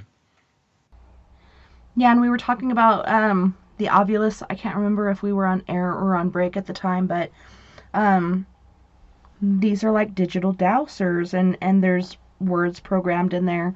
How does the spirit get in there and use it? But like you said, some people have great success with this, and sometimes it's just a bunch of words that don't really make sense. Sometimes you can make something out of it, but a lot of times you really can't. But for my Ghost Box, really no attachments there. For my paranormal puck that I got in the same package, there's always a Carol and Jim that come through from the beginning, and every time I take it out on investigation, Carol and Jim come through. So I'm like, hey Carol, hey Jim, welcome to the ghost hunt. But they'll always come through and say their names. So I find that intriguing, and it makes me wonder where they came from, who they are. It's pretty interesting, and I'm not sure how to cleanse it. I've taken all the data out of it, basically rebooted it, and they still come through. Maybe I should try saging or some Palo Santo or something. Salt bath? I don't think that'd work very good. But No, not for electronic item. yeah, for sure. Well, I mean, you could put it over like white sage while it's smoking, and frankincense and myrrh while it's smoking, and I mean, bathe it in smoke. That probably wouldn't hurt. So. That's a good idea. And I want to announce to everyone once again, if you're listening and you're not in our chat room, and I'll also post it again in the chat room just for those of you that don't have the number, but to call in to use the Ghost Box, the number is 1-970-335-9596. That's 1-970-335-9596. And I just got to say, hey Andy mate, Andy from Australia just came in. It's always so awesome to see him. He's got this awesome energy. I just love it. Oh, Andy, yes. Hi, Andy. That's great. Great to hear you again. For sure. It's always so great to see him. But yeah, if you guys want to call in, I'm going to say it again, 1-970-335-956 if you want to call into the Ghost Box. It's been a very interesting night. It's very quiet. I've posted earlier for the event, and then I've posted several times since, and I even shared that on your page. We're taking calls right now, and I know some people are shy, so if you are shy, just send us a message or put your question in the chat room here in Spreaker. You can also post on Facebook under where I shared the number, and I also said there if you're shy to be on air, because some people are. Like, I have a phobia of answering the phone. I don't know why. I've just always had it. I've always hated talking on the phone ever since I was a teenager. But some people just don't like to have their voices heard. So if you want to leave your question for the other side, or perhaps an individual in your life that's missing, nobody knows where they've gone, we can probably find answers for you through this Ghost Box. It's really amazing how it works and how attentive and alert the spirits are to our different situations. Do you feel like that as well, Bill, that there's spirits that know things about other people for some apparent reason and try to get that message through? Oh, yeah. And sometimes, I could be wanting to give a question out, and they'll give the answer even before I even mention the question. So I've had that happen. That's quite common with other Ghost Box researchers. They've had the similar situations. So it's kind of trippy when it happens, but it does. So. Yeah, and it was interesting, like you said, before you even asked the question, I got several different words coming through, and I just typed them in. Hi, is this? And, whatever comes through before you even ask the question, it's like they're primed and ready to go. They can hear your thoughts, and I say that quite often to people. When you lose someone you love, you can say it out loud, whatever you need to say to them, or you can even say it in your head, and they will still hear you. They can hear you through telepathy, and they can hear you when you speak physically. It's pretty intriguing. Yeah, exactly. Well, on that note, we are going to go to our second musical break. On this break, we have Fireline Kiss. This guy is a truck driver, and he travels around with his two little poochies and delivers our goods, as well as writes and produces music. We have Cockroach from the UK with We Play House, as well as Fred Johnson III from Canyon County, California with After Dark. You guys don't go anywhere. We'll be right back after this musical break.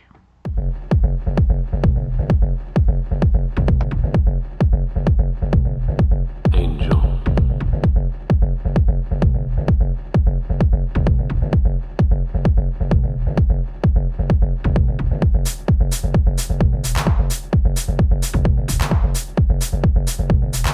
Angel.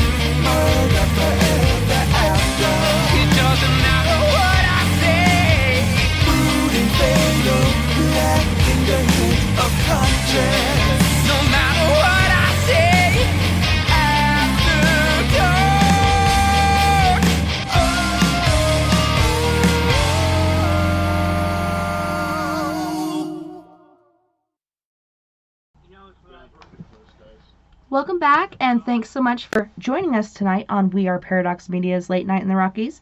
Tonight we have Mr. Bill Hauser, aka Candooey, with his Ghost Box, and we have had a lot of success tonight. If you guys want to call in and give your question to the Ghost Box, the number is 970-335-9596.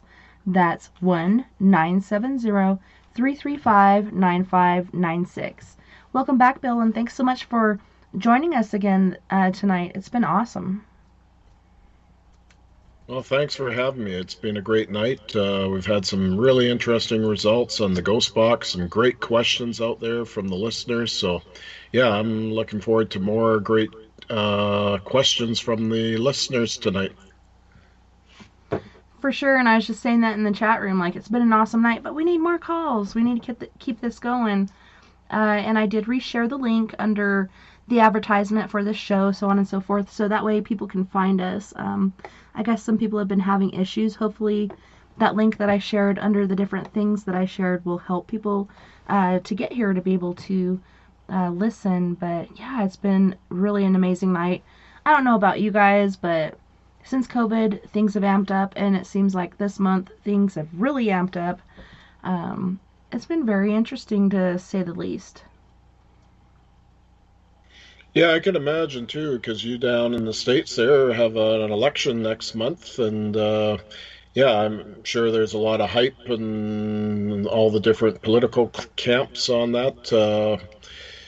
And then, of course, COVID-19 puts a real spin on everything and so on. So, yeah, and then, you have a lot of problems internationally as well. And that's heating up in the South China Sea with China and so on. So, yeah, we're living in very interesting times, no question about it. For sure, and being, Halloween is this next Saturday, and we actually have a full moon on Halloween. It's going to be amazing. Oh man, if I could take the Yeah. kids out to trick or treat, like we wouldn't even need flashlights, but everything's shut down, like you said, due to COVID. But we're nearing where the veil generally thins the most during this time of year, and so I don't know, it's just been very interesting. Okay, so Sandra had a question. She said, I thought I saw a guy standing on my front porch last weekend. Who was it, and what does he want to say? Okay. And that's Sandra Heath.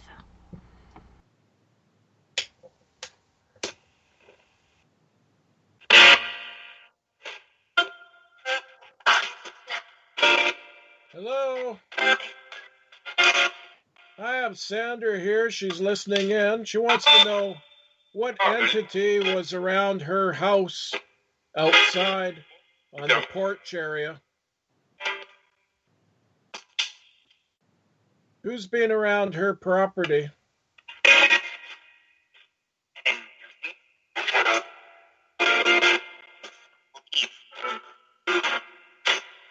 Is this entity friend or foe? Do they have good intentions, or are they there to cause problems?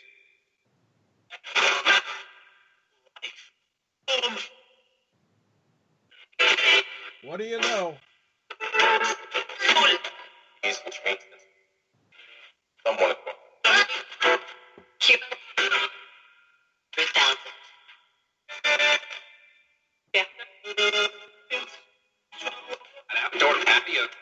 Should Sandra be concerned about this entity hanging around outside her property?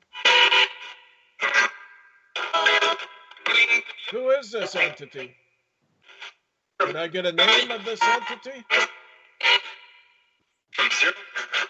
Do you know? What's the name of the entity? Can you tell me, please?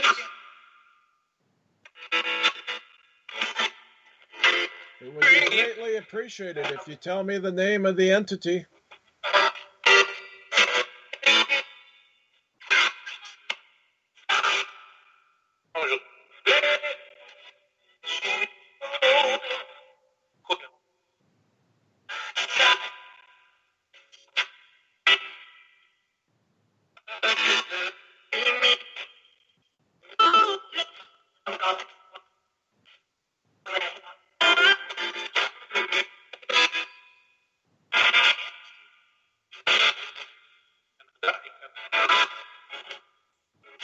Does this entity have good intentions on her property?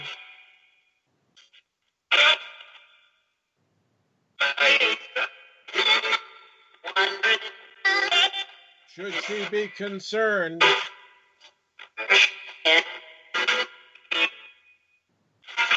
Can you tell me?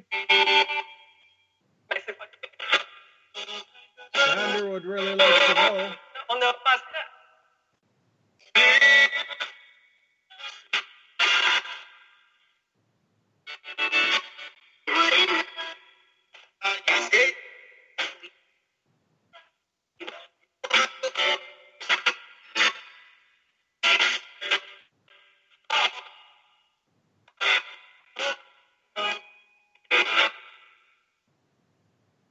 Does this entity travel around the neighborhood?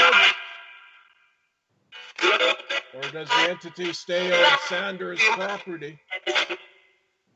Can you tell me?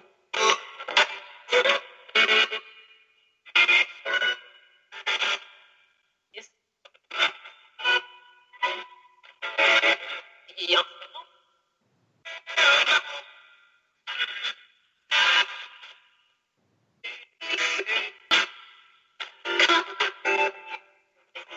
What do you know about it?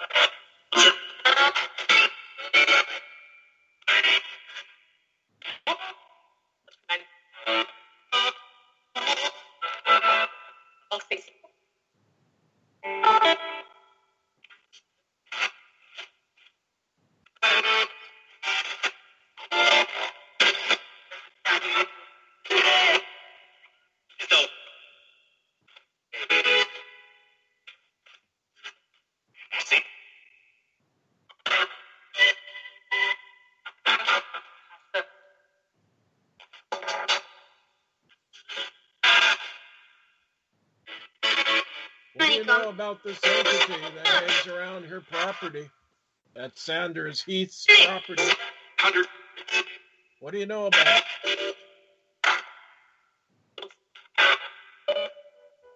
Are you willing to tell me?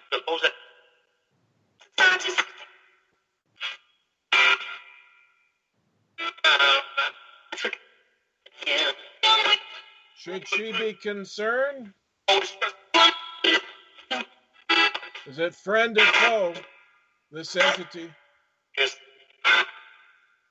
You tell me?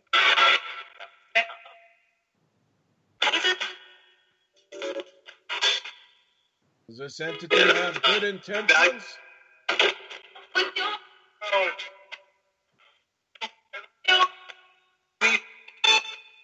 What can you tell me?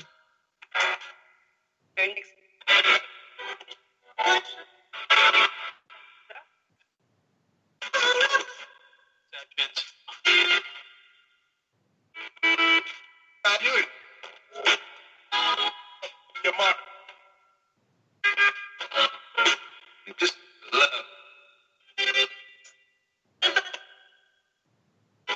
Do you have a message for Sandra? What would be your message for Sandra Heath?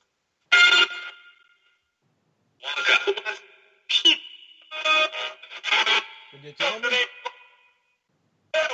I would really like a message as well.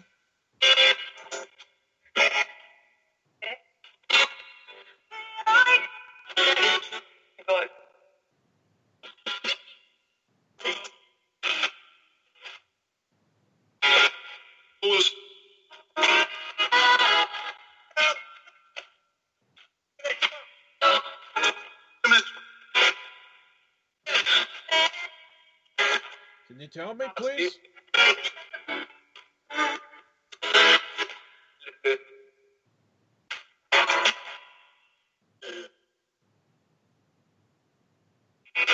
How many active spirits around her property to begin with? Sanders' property.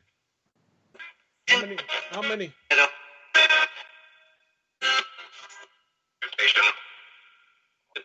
How many does she have around there?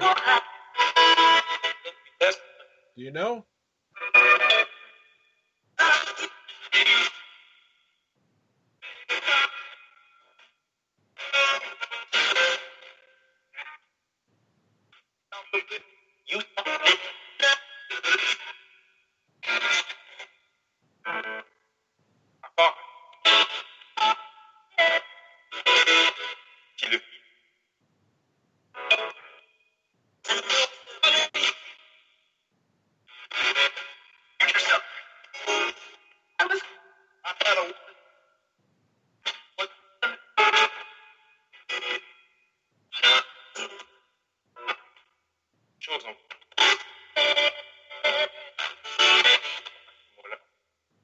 What would you like to tell Sandra?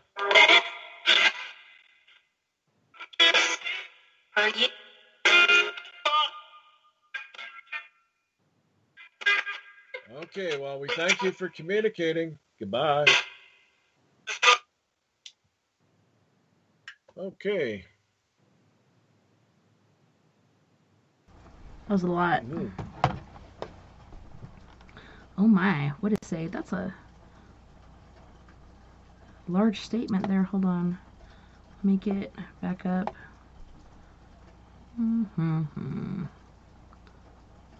Okay, so that was mine. Said, hi there, hello, pardon me, the government, me, Justin. Oh, Heath, she asked, I think. My life, it's what betrays is somewhere, though. I'm at the door and around, me, Justin, conservative, lost, but my hands are warmer.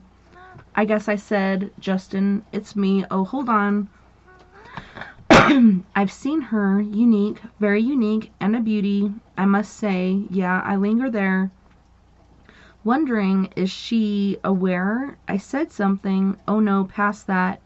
Me, oh yeah, that's it. I'm on your left arm, nigh. I need to, but can't retreat. Yes, giddy up. We can see. All good. Okay, where did I go? All good. You are doing. Keep it up. Let's face it. I know what you are seeking. Still, I see what is living there. Here we come. 100. Yeah, we scared her. She's just listening. Oh, she doesn't. Yes. What is it? Doubts. What you're known. Heath. Phoenix. They're fragments. I knew him. The man. Duplicitous. That. Yeah. What is that? Heath. Give it back. We are. Cheeky. Who is? Get up. Stand up. Imagine me. Thomas then. A little baby. Yeah. The question. Minnie. I doubt if they could. Wake up. I know them personally. Baby get up. Dad. Youthfulness apart from telecommuting. In yourself. I fell in love with. Sure turn.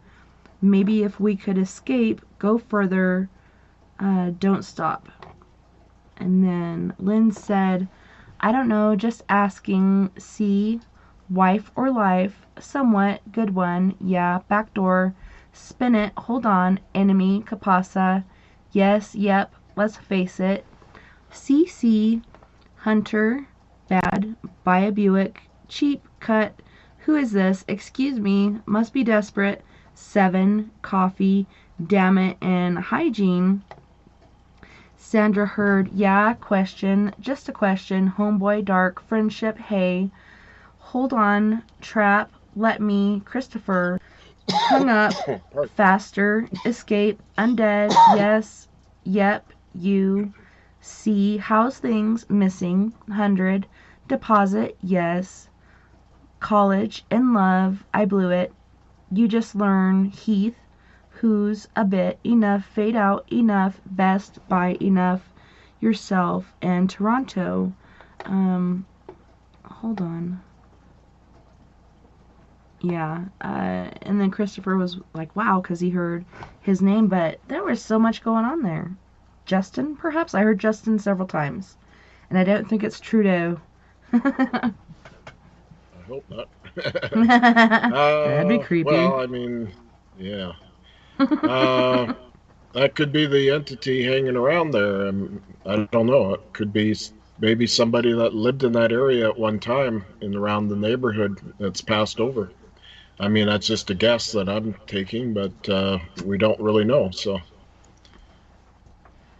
Yeah, and Sandra's like, you got a lot, Tessa, and I was hearing a lot, and I was trying to focus and keep focused, but it's so hard because there's so many different things coming through.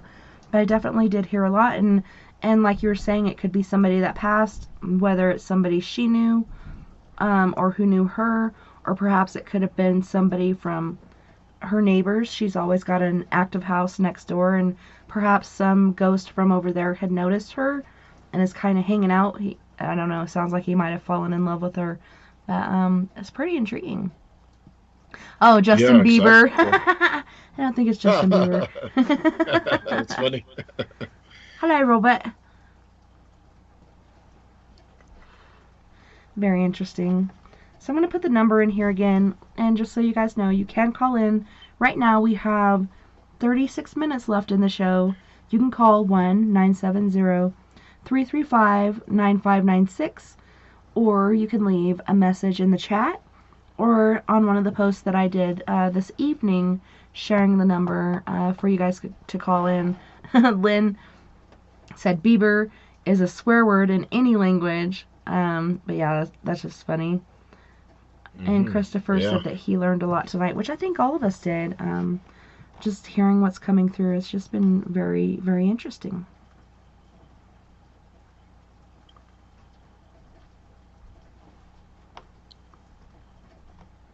Yeah, it's been pretty windy and raining today. I was like, this is perfect weather for this. I'm glad nothing's been knocked out as far as weather goes. So is there anything else, Bill, that you've had going on while we're waiting for people to call in or leave their question in the chat, as far as the paranormal and what you've been dealing with that our listeners aren't aware of that you would like to share with them? It's, doing investigations for locations, some residential and that. It's been a bit of an eye-opener, but I can't go into details. But yeah, it was interesting. We had some very good stuff come through. Also, of course, doing the events there every weekend. Yeah, it's interesting when you do events and you're doing live ghost box sessions and you have people there. I mean, it's always from group to group, it's always different. They all bring their own energy, and the ghost box acts differently with each group. And some groups, it's just amazing. They get into it more, and then the others are, you ask them about questions, and they're a little skittish, but you try to ease them into asking questions, and then slowly they do, and that's great. So yeah, it's interesting. It really is, and like you said, with some groups it's different. I like to watch a haunting of, and it's generally different celebrities, and going back to a haunting that they had with this particular person. But generally, when people come out, they have their guardians or their guides or whatnot coming along with them to try to protect them or whatnot. So things can amp up in different ways. Plus, people's energies and what's going on in their lives can really cause things to flux or be quiet. It's very intriguing how different equipment reacts to different people. Yeah, I like to talk about an interesting phenomena. It's related to the ghost box. It's where basically, it actually happened to me, and I didn't even know about it until the person I know contacted me, and that's where my voice was projected onto his ghost box, and he lives in Florida. I live up here near Vancouver, British Columbia, Canada. So I just said my name, Bill Hauser, so I announced myself as Bill Hauser, and yeah, he sent the audio file, and I listened to it quite a number of times, and then I sent it to a few different friends to see what they could hear, and they said, yeah, that definitely sounds like your voice. So I know that has happened with other researchers. They've had, say, people on the West Coast doing a ghost box session, somewhere on the East Coast, someone and a relative might be sleeping, and they get their voice through the ghost box, and they're kind of startled by it, and they wondered if they passed over or something, but that's not the case. And yeah, it is a phenomenon in itself. So it's kind of like astral travel through the ghost box, for a better term. And Tim Woolworth has talked about this. He does a lot of work with the ghost box, and he's a very dedicated researcher in the area. And yeah, I remember he talked about it one time. Him and I were on a radio show a few years back, and yeah, I was always intrigued by that. So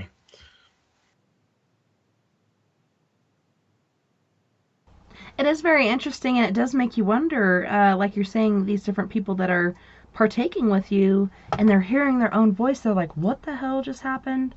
Did I just die? yeah. Or sometimes spirits can also mimic you. Well, yeah, Or that's another factor. yeah, so it does make you wonder, like, what the hey is going on right now? It's pretty intriguing. I have a knock on the door. Yeah. Oh. Oh no. Can I put my tattoo on? Sure. She got a tattoo in the mail. Since we're doing homeschool, her teacher sent her a pencil that says Go Wolverines, and she also got a Go Wolverines tattoo that she's been dying to put on, and she just had to come in and ask me if she could. Of course, Oh, it's cool. not a real tattoo. It was cute. She knocked. Generally, she'll just break in, but I think she's learning. That knock broke the silence. Christopher said it made him jump. Makes you wonder. But yeah, very interesting. So have you noticed an upsweep? I know since COVID happened, there has been an upsweep in paranormal activity as well as UFOs and alien activity.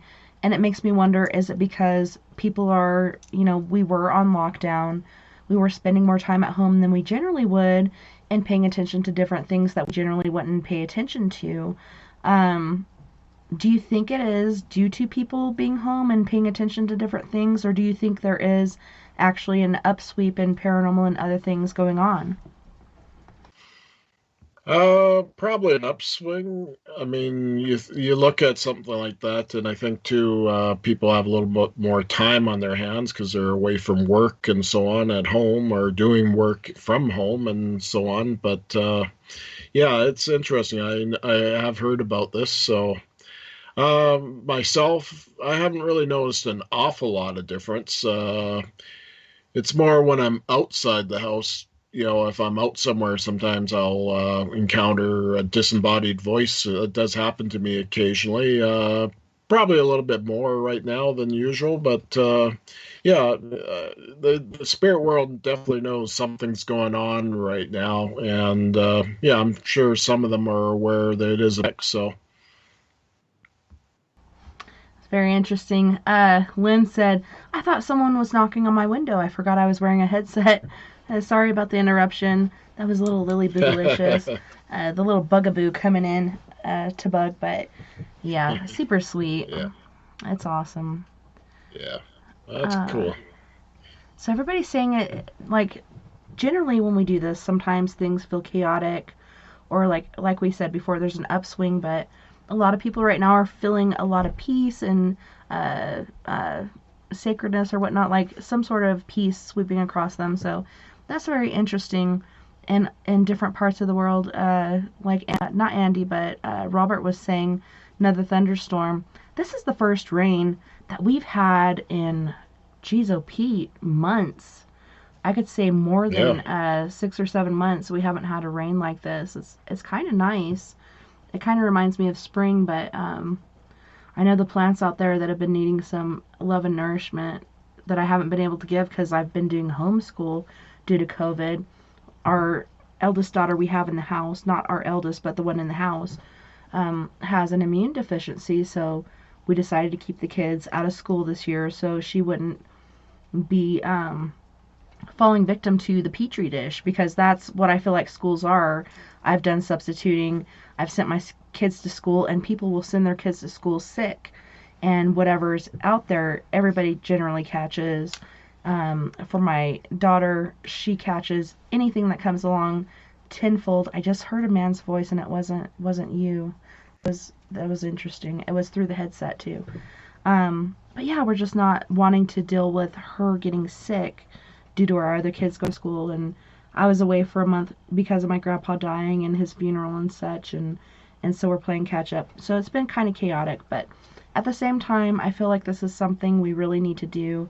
And there's a lot of people talking right now about this being the end of time, and that shit's really about to hit the fan, which I think it has been for quite some time now. But like I've said before, since the beginning of time, people have been talking about the end of time, but there just seems to be a lot of different markers going on out there that are showing that this could be. Jerusalem is now its own state, and people are just really scared, and fear is a big thing. So I'm wondering, could it not just be the COVID thing, but the fear that everybody has going on that is amping up these paranormal activities, or is there actually something happening?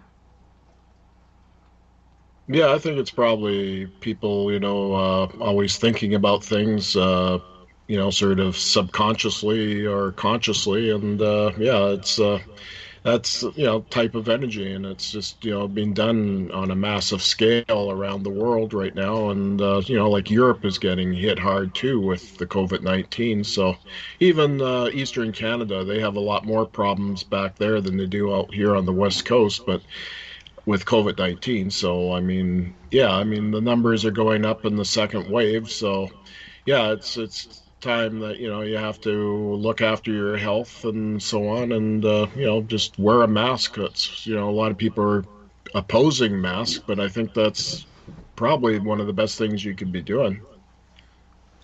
Yeah, and I know when our president got COVID and he went from the hospital back home, the doctor on the air was like, well, he said he's going to wear a mask, but that's not really going to protect anybody. And I don't know if that doctor realized what he was saying at the time, but he was basically saying that the mask really doesn't help. And then Trump's youngest son, I think it was, ended up contracting COVID. I know his wife had it as well. She didn't get it as bad as our president did, but I mean, this could be something to make us feel safe when in reality we don't know how this is really spread. A lot of people, like you said, are against it. This is just a way to control us and a way to shut us up. Well, if I can't talk through this mask, then there's something wrong, right? You can try putting a mask on me and shutting me up, but it's not really going to work out very well. Um, there's just been so many things going on, as well as contention and separation on so many different levels. And that's the best way to take us over, I think, is to segregate or separate us from each other. Jim was on the air last night with us. Our guest had actually gotten into a car accident, and it was Jim Kelly, the ghost photographer. And luckily, he's okay. They were going to keep him for a couple days, but I think he's going home tomorrow. And he's all good. He's just a little sore and kind of shook up by the whole incident. But luckily, he's okay. But Jim, he's been blocked off of Facebook.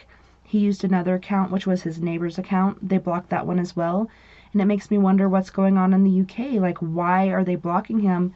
He doesn't share anything offensive or obtuse or whatnot. Like, he's actually sharing factual information, and they're blocking him. Are they trying to keep them from gaining or sharing information with each other for some sort of reason? It just really makes me sit and scratch my head and ponder what the hell is really going on here.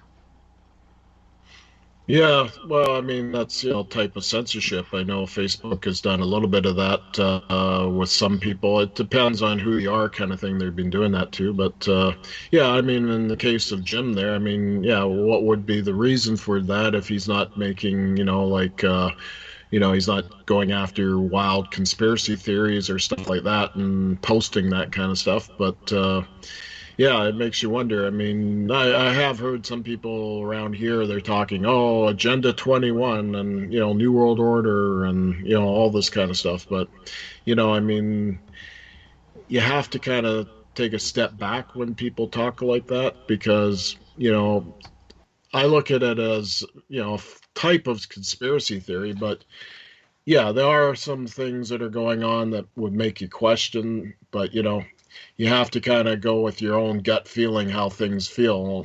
That's kind of where I've been going with it. So, Yeah, me too. You have to decipher and use your common sense. Don't be ignorant. Protect yourself in any way you can.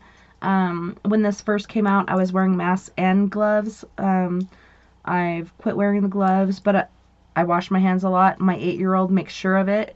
Hey, I didn't hear you wash your hands before you came out of the bathroom. Well, I did. You want to smell my hands? But he's really on top of you need to wash your hands, and that's what they were really pushing on them this last year before, I think it was spring break. We never came back from spring break. There was no more school after that because of what was going on with COVID. But he's really been on top of you got to wash your hands, which is very important. And the kids are having to use lotion because their hands are drying out and such, and winter's coming, so things are naturally drying out. But But it's just been really interesting on all fronts, and it's funny the different uh, paths people have been taking. The whole toilet paper thing. I never really got, like, why is everybody buying toilet paper? This is not some sort of Yeah. ingestional Yeah, that's disease. crazy. Yeah, this is your nose Yeah. and mouth and other things going on. Are we building toilet paper forts or what's going on? But it's been pretty interesting to say the least. And people panic buying. Even still today, I can go Yeah. to the store and try to buy things, and there's nothing there that I'm looking for. But Yeah. Sandra was saying Yeah. or asking, does any ancestors of mine have anything to say? Okay.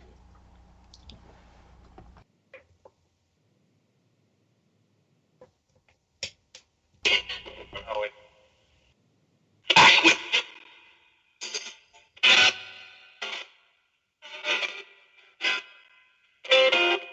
I got a question from Sandra. She wants to know, is there any ancestors that have a message for her? Oh, kilometers. Can you tell me? She'd like to know. Right. Sandra would really want to know, is there a message from her ancestors?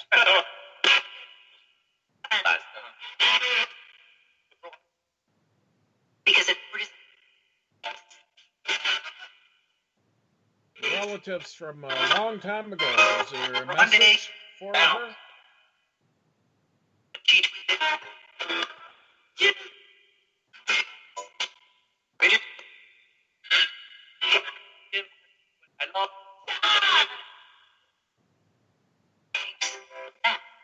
Would you have a message for Sandra right now? Huge part. Yeah. If it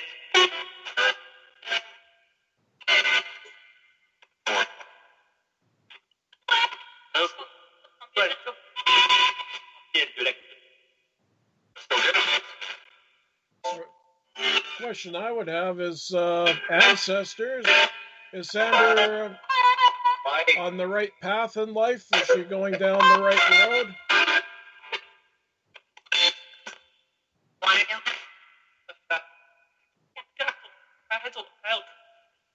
If you need help, go to the white light, okay? Be a relative or a friend.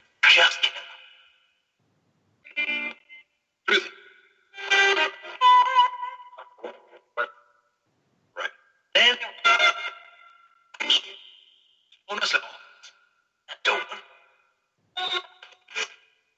Sandra would really like to know, is there a message from her ancestors? I know I keep pushing you, but can you give us some information?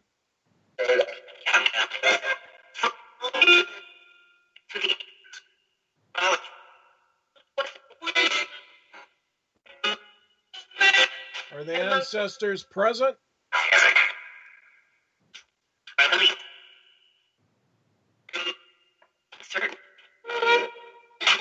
Wow.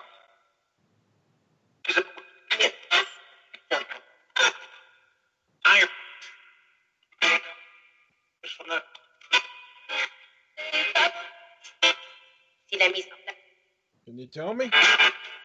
She would really like to know. Here. One or two.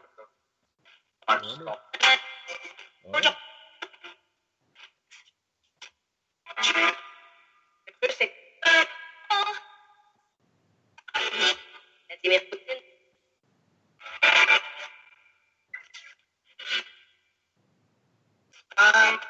OE.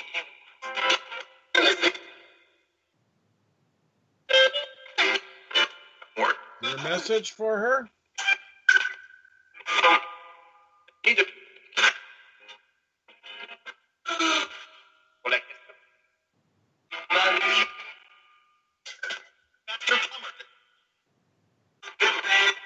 November. November.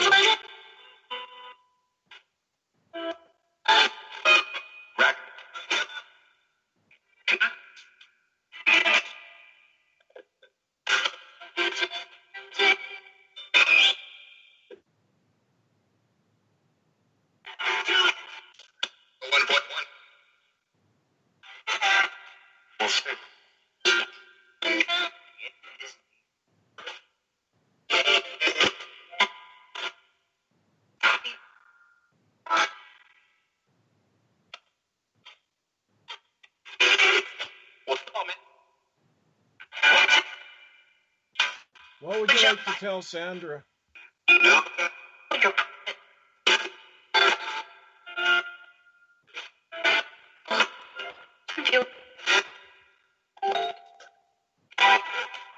Okay, well, we thank you for communicating. Goodbye. Okay, that's was interesting. It really is. I don't know what you got, but I got Holly, a break. Yeah, I've done it. Stop. Titter top. Oh, wait, yes. She has a rock or she is a rock because it's risen. London, England, and South. Bridget, aloft. Yeah, a little bit. You're doing your part. That's very good. It's your legacy by Why Are You? Be careful asking for a little help. She's very bright. Most of all, I wonder, is something there? Well, what do you say? The Lincoln can't have enough, I gather. I re-inquire. Tired? Maybe she's got it. Cigar. I just thought, would you at first think, would you do it? Obviously. Maybe more. Interview in Lancaster, November. Very ragged. 1.1. The spread. I'm getting dizzy. I can't be, or it can't be. What's the comment? Is Jim back? Thank you. Thank you very much. Yeah, it's up for, and then we cut it clear. Chris was saying how clear it was. Then we're hearing from Lynn. Lynn said going and no, kilometer, huge part. Flying Elvis, need help. Asking for a friend. What'd he say? I believe 1 or 2, begin again, November, Reek 1.1, one moment, and you, Sandra heard kilometers, right, underneath, now, give, help, your department, black, give, like, parental help, right, I don't. Guess what, I believe, for certain, higher, shouldn't have left, no, shoot her, 1 or 2, hold on, OBE, work he did Olet, November 1.1, and no comment. Is there anything that we didn't cover that you picked up, Bill? I know you said you're in the zone, so it's hard to pick certain things up, but... Nothing that really stuck out personally that I picked up, but I mean, at the same time, what I've heard already mentioned, it's interesting. I think the 1.1, I think that might be just a little remnants of broadcast radio of some kind, but, whatever, DJ, but the others, very interesting. And November was very loud and prominent.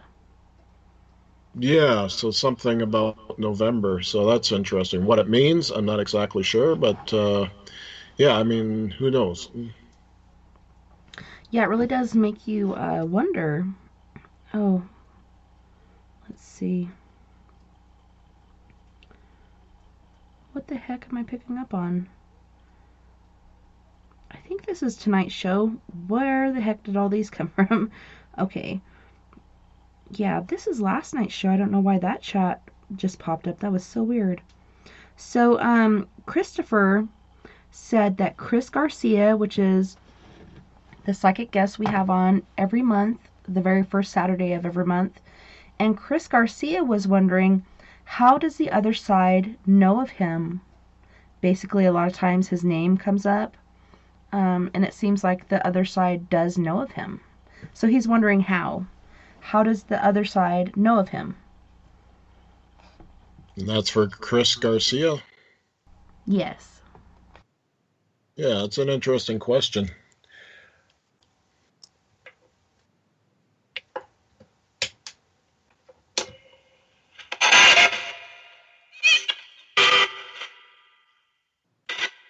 Another question from Chris Garcia. How do you people on the other side know about him? Is he a beacon of light on this side?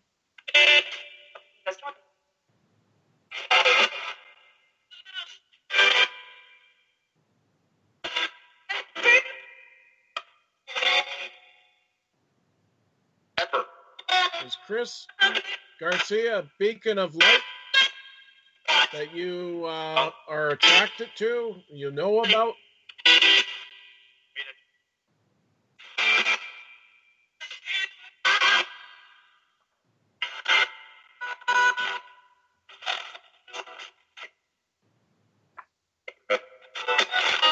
Can you tell me?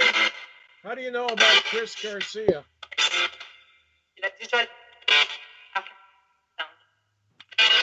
Are you aware that he's a medium?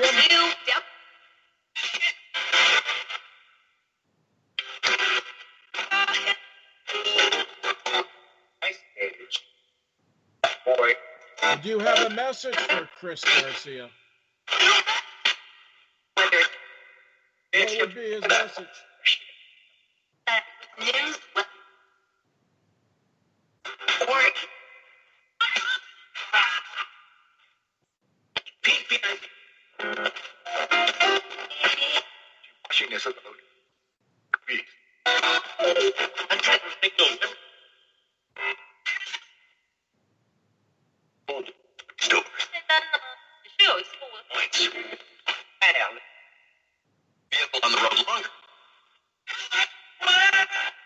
You guys having a conversation?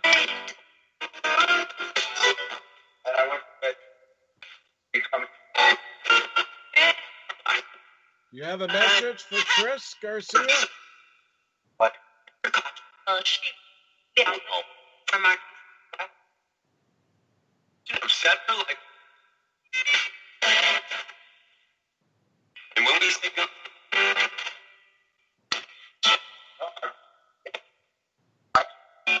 What would you like to tell Chris Garcia? You must have a message for him.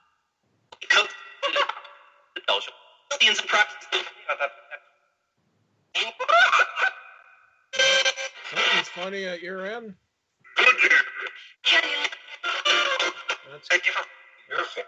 That's interesting.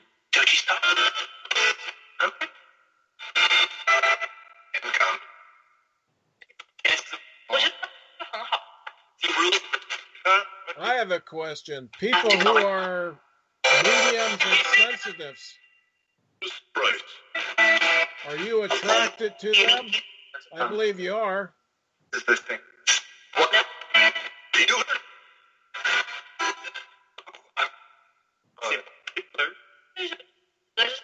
Patricia, though. I mean, wow. A mustache. Wow, you guys are really having a good conversation.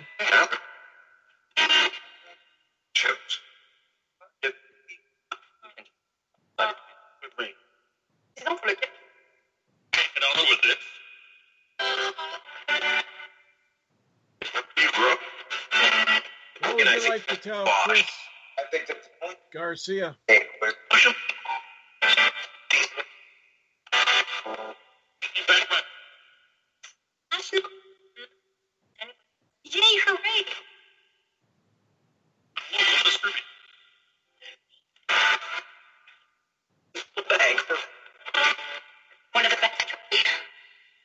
Why? 92. To this.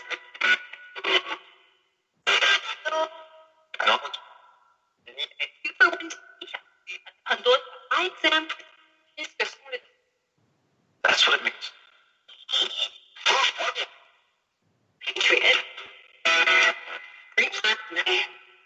And I know it. Who's got a message for Chris Garcia?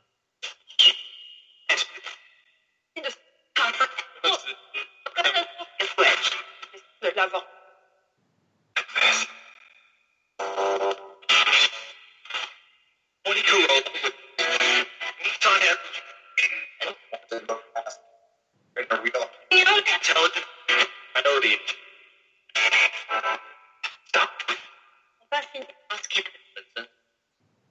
Okay, Riley, thank you for communicating. Weekly for Okay, that was very interesting. Seems like it kind of opened up a door there. Right? Everybody wanted to talk, and there was laughter and everything. It was very insane. Man, I got so much out of that. And they were laughing. Yeah. And then later on, the guy said it was a joke, but I got direct, light, there's trouble, it's big, echo, yes, pop, yeah, we have, but it's like you said, light now, very in depth, I promise him, Ice Age, back years ago, before now, we have been observing genius overload. She sure was pure, beautiful like no other, and I think they're talking about his past life because he was a female in the past life. Um, but I won't back the comment. What was that? Well, she was a muck. In wilderness, she found to be rock hard. Chris, he is intelligent, a practicing magic, different, perfect, recount. Bar hop, we are mediums. There's this thing, what now? We deliver out of the blue. It's interesting. Not much stock. Well, it's happening. Jokes. We can't. It says goodwinked, but it was hoodwinked. We've grown. Organizing now. We've picked up the point. Yay, hooray. Yeah, it's groovy. Point of defectum. Indeed, for sure. He is solid. Pink slips, baby. Elvis, he is. Contrail, bugger off. What? You are too old to. In Belfast, intelligent entities. Sandra said she heard the devil. She had to refresh because things went weird. Yeah, she's like, what happened to the sound? Oh, she said, it's Philip, Christopher, Pepper. I met me get this straight. Shit, ice, age, extra. That means genius. She's full of word. Are you coming? Yeah, I'm home. Do you accept that? Intelligent, laughing, perfect. Whose place is this? Pink. Which is interesting because we were talking about the Pink Palace earlier. Christopher got intelligent abilities. Lynn said, this one? Ever? Is that what he said?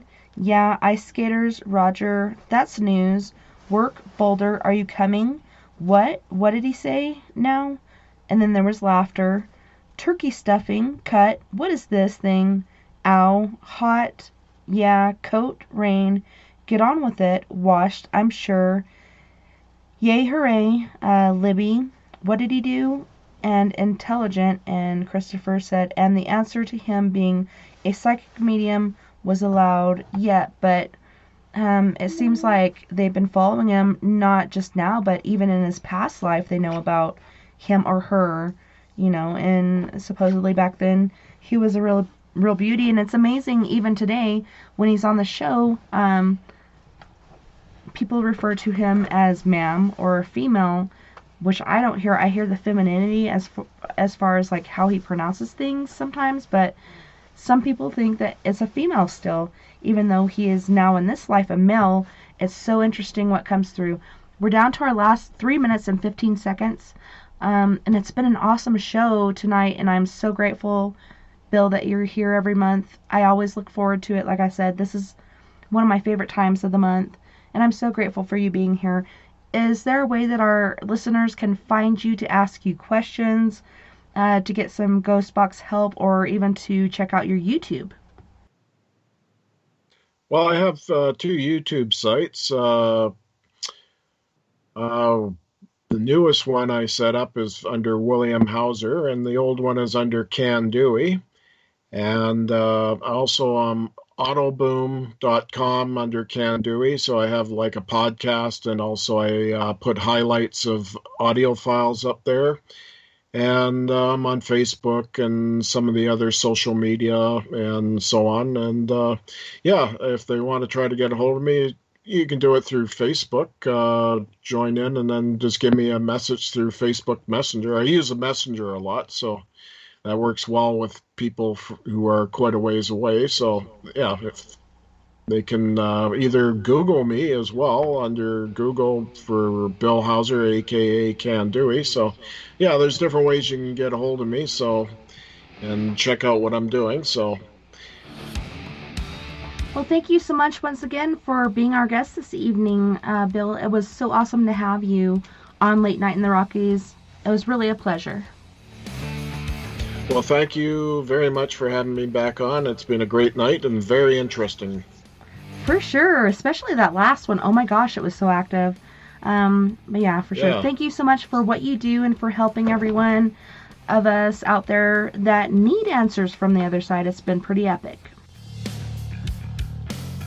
Well, and that's kind of what I like to do, is to be a servant of helping people in that regards, to help people. And thank you to all of our friends on We Are Paradox Media's Facebook, Spreaker, Twitter, Periscope, iHeartRadio, and wherever else you may be listening beyond the Omniverse tonight. I had a wonderful time this evening, and I can't wait to do it again next weekend. We don't really have anything planned for next Sunday, but on the 31st we have the Paradox Paranormal Forum, where we're going to have a costume party because it's not only Halloween, but it's a full moon. I'm so looking forward to that. You guys, don't forget, we're all in this together. Together we can make the world a little better. And together, my friends, we are Facebook. We are Paradox Media. Because without you guys, there is no us. If you would like to join us on the Skype after party, look us up and send us a contact request at live.tessa.n.thomas30, or give us a jingle at 1-970-335-9596. Until next time, nighty-night, love and light. Take care of my yous. See you back here, same time, same place.